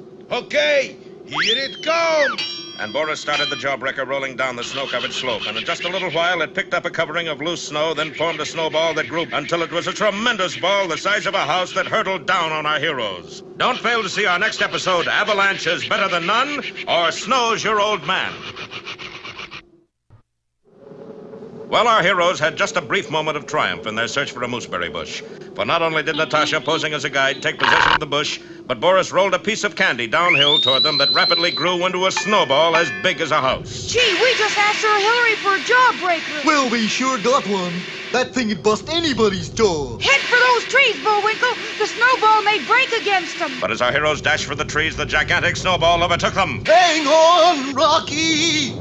Look at that, Natasha. A perfect strike. Not quite, darling. There's 2 left. Yes, remarkable as it seems, our friends were still intact, although just a little groggy. Quick, get his license number, Rock. Oh, you poor fellows. What a dreadful accident. And not only that, we didn't even get the jawbreaker. We have more important things to do, Bullwinkle. We gotta get that bush back to the USA. So our friends started off through the snowfields of Why Don't You Take a Peek. It soon became evident that their guide lacked a certain amount of confidence. Well, which way now, Sir Hillary? Well, let me consult my compass.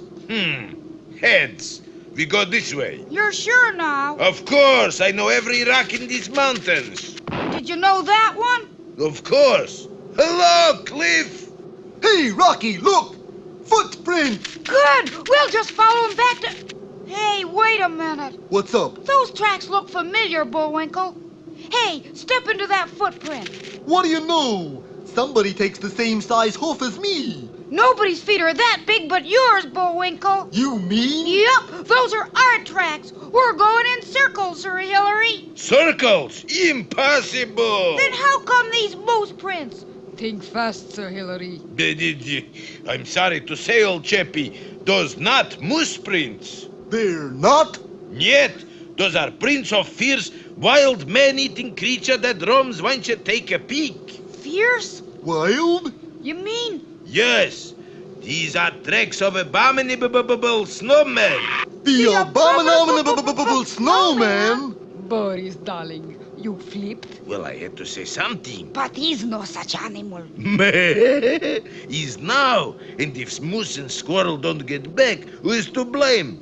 Abominable snowman! Boris, darling, you've done it again. Of course. Never underestimate the power of a schnook. But though the wily Boris had convinced the boys that they weren't going in circles, he still had problems, for he led them onto a huge overhanging ledge of snow and ice. Well, looks like a nice place to stop and have a lunch. Doesn't look very safe to me. Relax. Enjoy the echo. Hello? Holy smoke, look at that! Sure enough, the vibration of the echo had been enough to disturb the delicate balance of the snowy overhang, and it began to crack loose. Don't move, Bullwinkle! Unfortunately, Bullwinkle had just been ready to eat a hard-boiled egg. Shh! Quiet, Bullwinkle. I can't help it, Rock. There's pepper on this egg and... Hold it! There. I'm okay now. And our heroes plummeted toward the valley floor 1,000 feet below. Don't miss our next episode, Below Zero Heroes, or I Only Have Ice for You. Well, as usual, things are going from bad to worse for our heroes. Last time, you remember, Boris Badenov led them out on an overhanging ledge of snow to eat lunch. And then Bullwinkle put too much pepper on his hard-boiled egg, and when he sneezed, the entire ledge broke off. I don't see them, Boris. Me too. I guess they're buried alive. Aren't we going to do something? Of course. Here, blow taps in E-flat. So farewell and goodbye. Down you go in the snow, you must die with the mooseberry bush. Mooseberry bush! That doesn't rhyme. Natasha, they still have the bush. You mean? Yes, we must save them. Again? And so the two spies furiously set to work to dig our heroes out of the snow pile. Well, Moose will be out in a minute. Here is Squirrel already, and he has mooseberry bush. Good. Then we don't need Moose. And Boris raised a shovel and brought it down with a crash. Gee, you're shivering, Sir Hilary. He's just my old malaria. Well, let's go. It's getting dark. The party pressed onward and suddenly came upon a set of giant footprints. They are tracks of the abominable snowman. The abominable snowman? Yes, a fierce man-eating monster. I still say they look like your hoof prints, Bullwinkle. Boris, I don't think we can fool them much longer. No, Squirrel is too smart for us. Yes, he's got sneaking hunch there is no such animal as abominable snowman. There's only one way to convince him. And that is? He's got to see abominable snowman. But how? Easy. Tonight, after they are in bed, you put on white sheet over your head and... I get it, darling. I am the snowman. If this doesn't get rid of them, my name isn't Sir Hilary Push-em-off. And it isn't. And so late that night, as our heroes lay in their tent. Say, Rock, do you think there might be such a thing as a man-eating abominable snowman? Of course not. How about a moose-eating abominable snowman? Oh, no, Bullwinkle. I still think those were your footprints. But just think if they weren't. Look at the size of that thing. Anybody with a foot that big must really be a monster. Go to sleep, Bullwinkle. There's no such thing as a... Ooh. What's that? It's just the wind, Bullwinkle. Oh, I could have sworn it was a... Ooh. There it goes again. It's just the wind, Bullwinkle. With galoshes on? Sure enough, just outside their tent stood a pair of huge overshoes, and towering above them an enormous white figure with glowing eyes and teeth made of coal. Looks just like a snowman. A snowman! And the boys leaped out of their tent and sped off into the night. Look at them go. Natasha, my dear, you did marvelous job. What do you talk, darling? I haven't started yet. Natasha, this is you? Who else? Then this is who? One guess, darling. The abominable snowman. And the two spies followed our heroes into the night as the huge creature turned its baleful eyes on them and lumbered forward. Be sure to see our next episode, The Snowman Cometh, or An Icicle Built for Two. Well, Rocky and Bullwinkle's dream of getting a mooseberry bush has turned into a nightmare, for they have at last run into that legendary figure of mountain lore, the abominable snowman. Is he following us, Bullwinkle? I'm not even going to turn around to find out. Even Boris Badenov, who thought he had made up the snowman out of sheer make-believe, had to admit that there was such a thing. But Boris, a live man-eating snowman, such a thing couldn't be. You give me couldn't be, he give me is. And as the poor fleeing figures scrambled over the ice, the snowman steadily gained on them. Wait, hold up. What is it, Sir Hilary? There's only one way for any of us to escape. What's that? Somebody's got to stay here and fight it out with snowmen. Yeah, that makes a lot of sense. How's about you staying? That don't make no sense at all. Whatever we do, we better do fast. He'll be here in a minute. Well, there's only one fair way to decide who stays. We draw straws. Boris, not that. Long straw gets to be big hero, okay? Well, I suppose that's fair enough. But where are we gonna get straws? Just so happens I got some right here. Yeah, funny how that works out. Everybody take one. Princess Bubbles, Squirrel, me, and now Moose.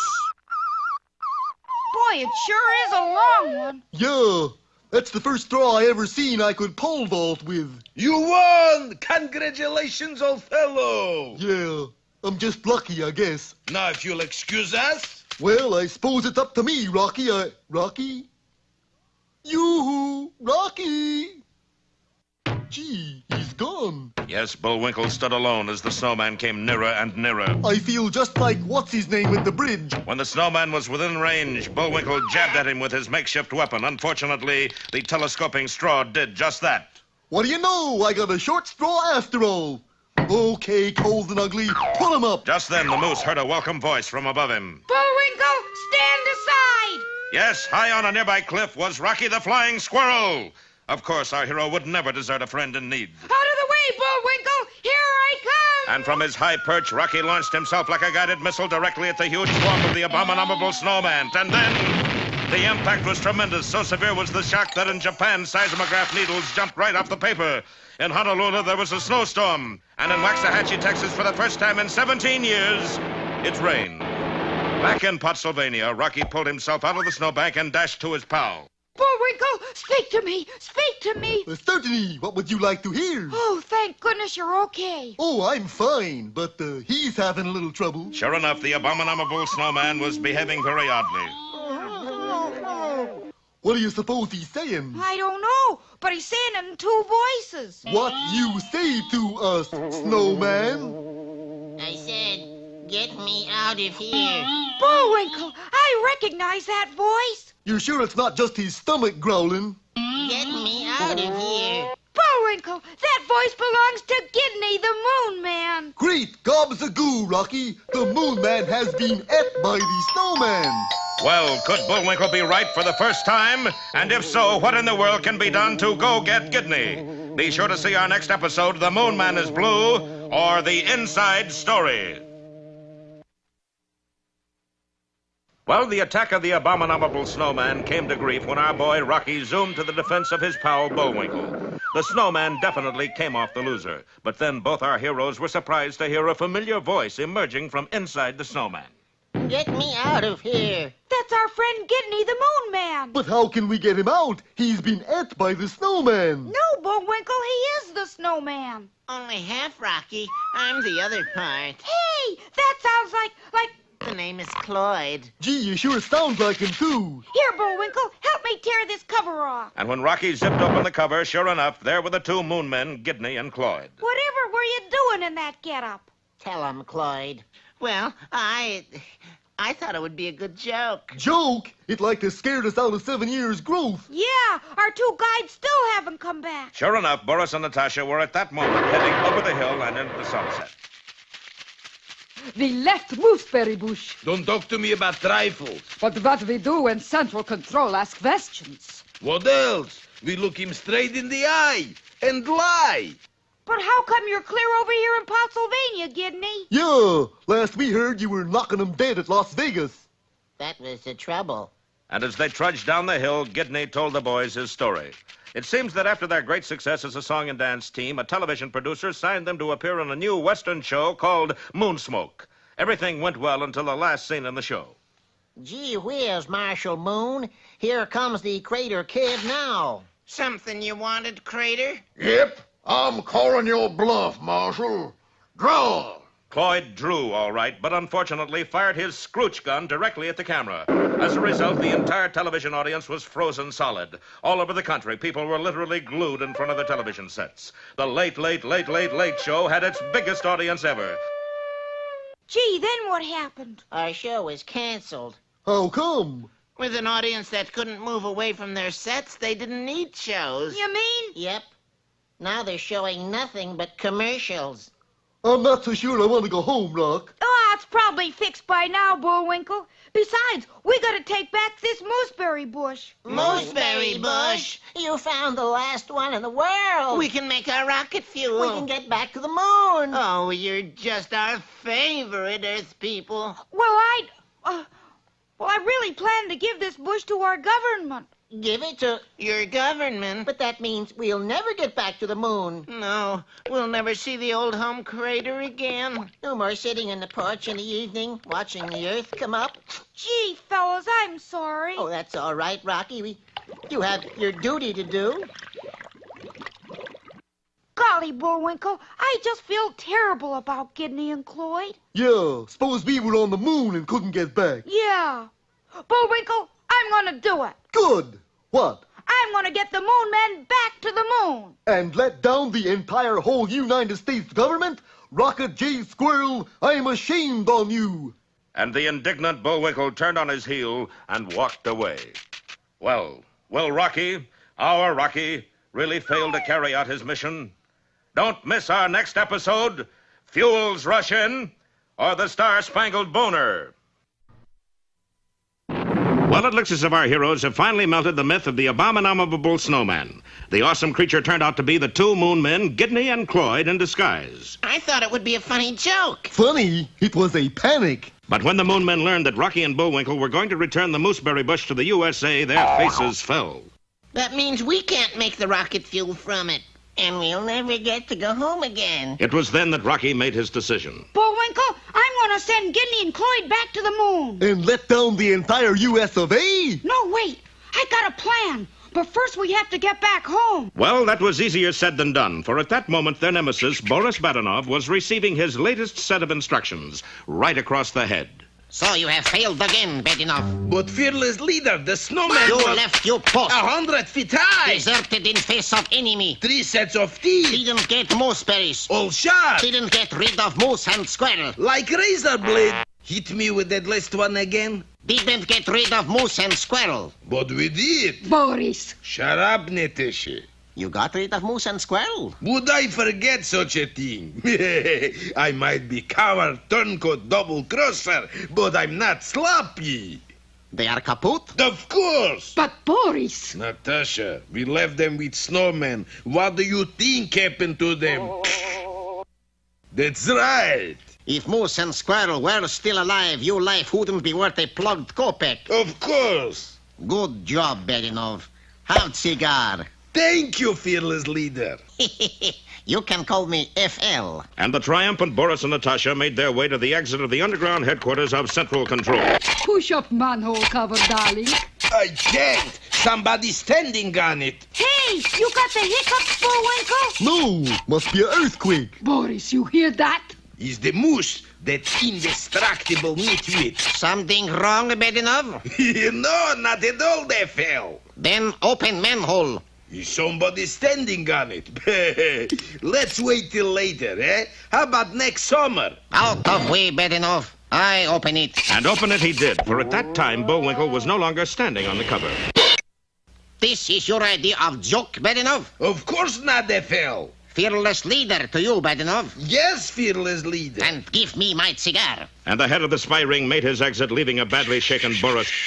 What's going to happen if he sees moose and squirrel alive? Well, you're in hot water again, darling. I'm always in hot water. I'm beginning to feel like teabag. Oh, Natasha, why I couldn't be a successful villain? Cheer up, Boris. To me, you will always be a dirty, double-crossing skunk. Oh, Natasha, you always know the right thing to say. Meanwhile, our heroes were having their own troubles. We want 4 tickets on the first boat leaving Pennsylvania. All right, what's so doggone hilarious? You crazy fools! Everybody wants to leave Pennsylvania. Sure enough, every dock, airport, and train station was simply jammed with people trying to get out of Pennsylvania. And they were all ahead of Rocky and Bullwinkle. Doggone it, first they say, Yankee go home, then they won't let us leave. Well, it looks as if our heroes are in Pennsylvania to stay. Be sure to see our next episode, The Pennsylvania Permanent, or I've Grown Accustomed to the Place. Last time, you remember, our heroes and the Moon Men discovered that they couldn't leave Pennsylvania because everybody else in the country wanted to get out, too. As a result, our boys found themselves at the end of a waiting line a mile long. But why do all these people want to leave? Why are you going? Well, let's be nice and say we just despise the place. So do they. Well, when's the next train leave? Hard to tell. Why? Somebody stole the tracks. Gee, this looks bad, Rocky. You mean we're stuck here in Pennsylvania? Gee, how are we ever gonna get out? Look there! That's how! Tick-tock taxi company, 2 drivers, no waiting. Oh, boy, a taxi cab! Quick, climb in! I wonder why they call this the Tick-tock taxi company. Rocky wouldn't have asked if he'd been able to see under the back seat, for the entire rear of the taxi was one big time bomb. Oh, who could have played such a fiendish trick on our friend? 2 guesses. Well, it looks as if Boris and Natasha are really in the driver's seat at last. But not for long. How come we're stopping, Rocky? I don't know. Hey, what's the trouble? We got split king bolt in manifold housing. That's bad? Bad! If we don't get a new one, we'll strip the sleeve bushing right down to the gasket seal. Yeah, that happened to an uncle of mine once. Well, how long will it take to get a new one? All depends, but don't worry. You won't have to wait long. Come on, Spike. And the 2 spies sped off down the road, leaving our friends gathered around that highly explosive taxi. Hey, what's that ticking sound? Must be the taxi meter. What taxi meter? Oh, come now, Gidney. Every taxi has a meter. Not this one. Of course it does. and we gotta turn it off. Yeah, or this ride'll cost us a fortune. Must be here somewhere. It's not in front, Bullwinkle. Not in here either. When it goes off, Boris. Any second now. It's not underneath, Rocky. Not in the trunk, neither. But I can still hear it ticking. Well, I give up. Bullwinkle, look out! Too late. Bullwinkle's weight had started the taxi running back down the road, and as our friends watched, it careened out of sight behind a hill. An instant later, there was a tremendous explosion, followed by a cloud of black smoke, followed by Boris and Natasha. Bullwinkle, the taxi cab exploded.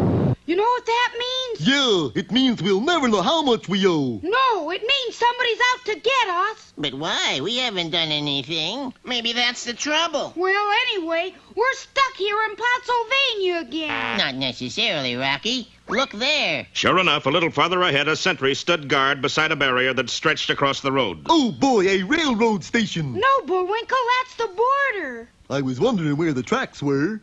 But who's that feller with the gun? That's a sentry. Boy, he sure needs a haircut. That's his hat.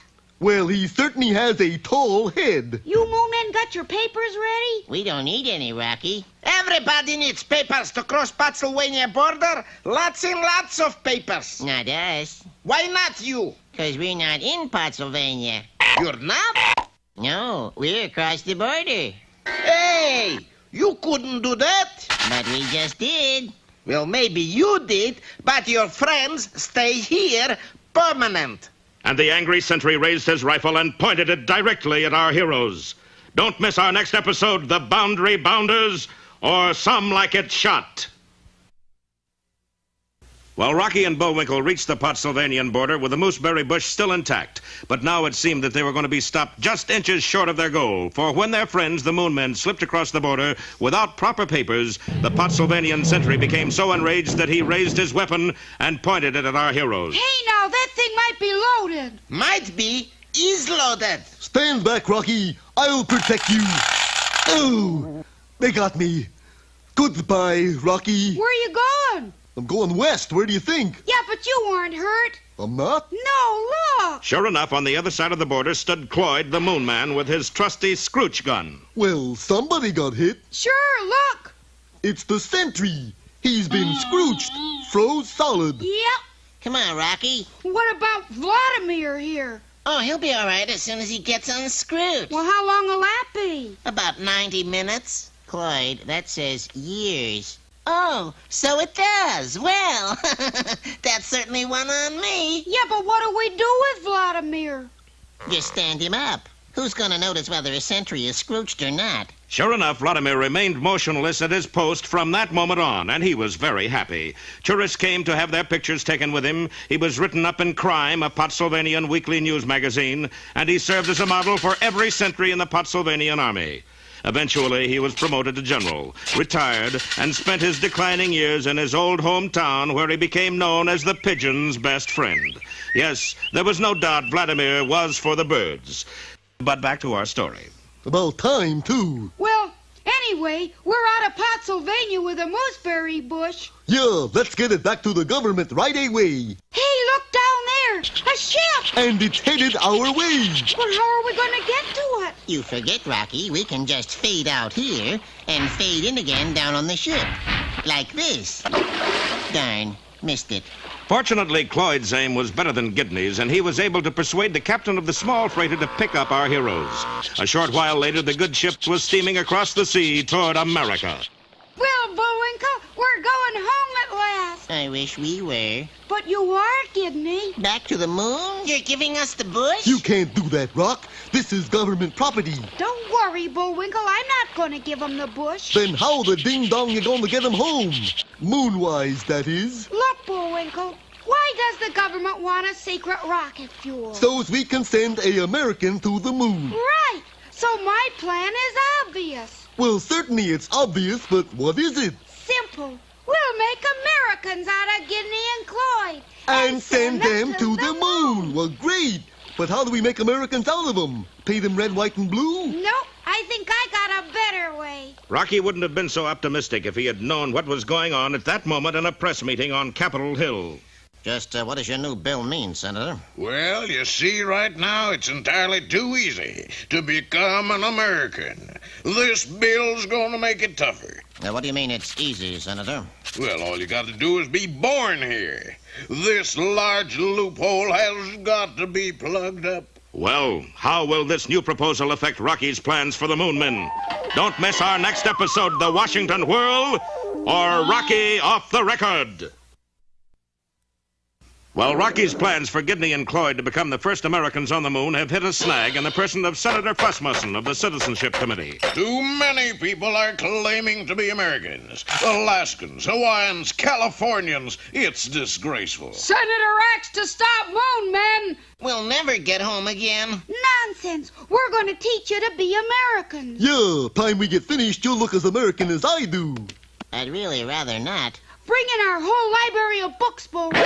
Here they are, Rock. The Farmer's Almanac, the Bobbsey Twins at Camp Wahoo, and my personal bound volume of ghastly comics. The boys set to work to convert the Moon Men, Gidney and Cloyd, into typical Americans. Unfortunately, their idea of what an American should know was rather limited. Okay, Gidney. How many days in September? 30 days has September.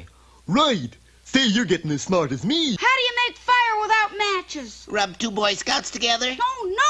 No. Oh, sticks. Rub 2 sticks? That's it. Well, Bullwinkle, I guess they're ready to become Americans. Yep.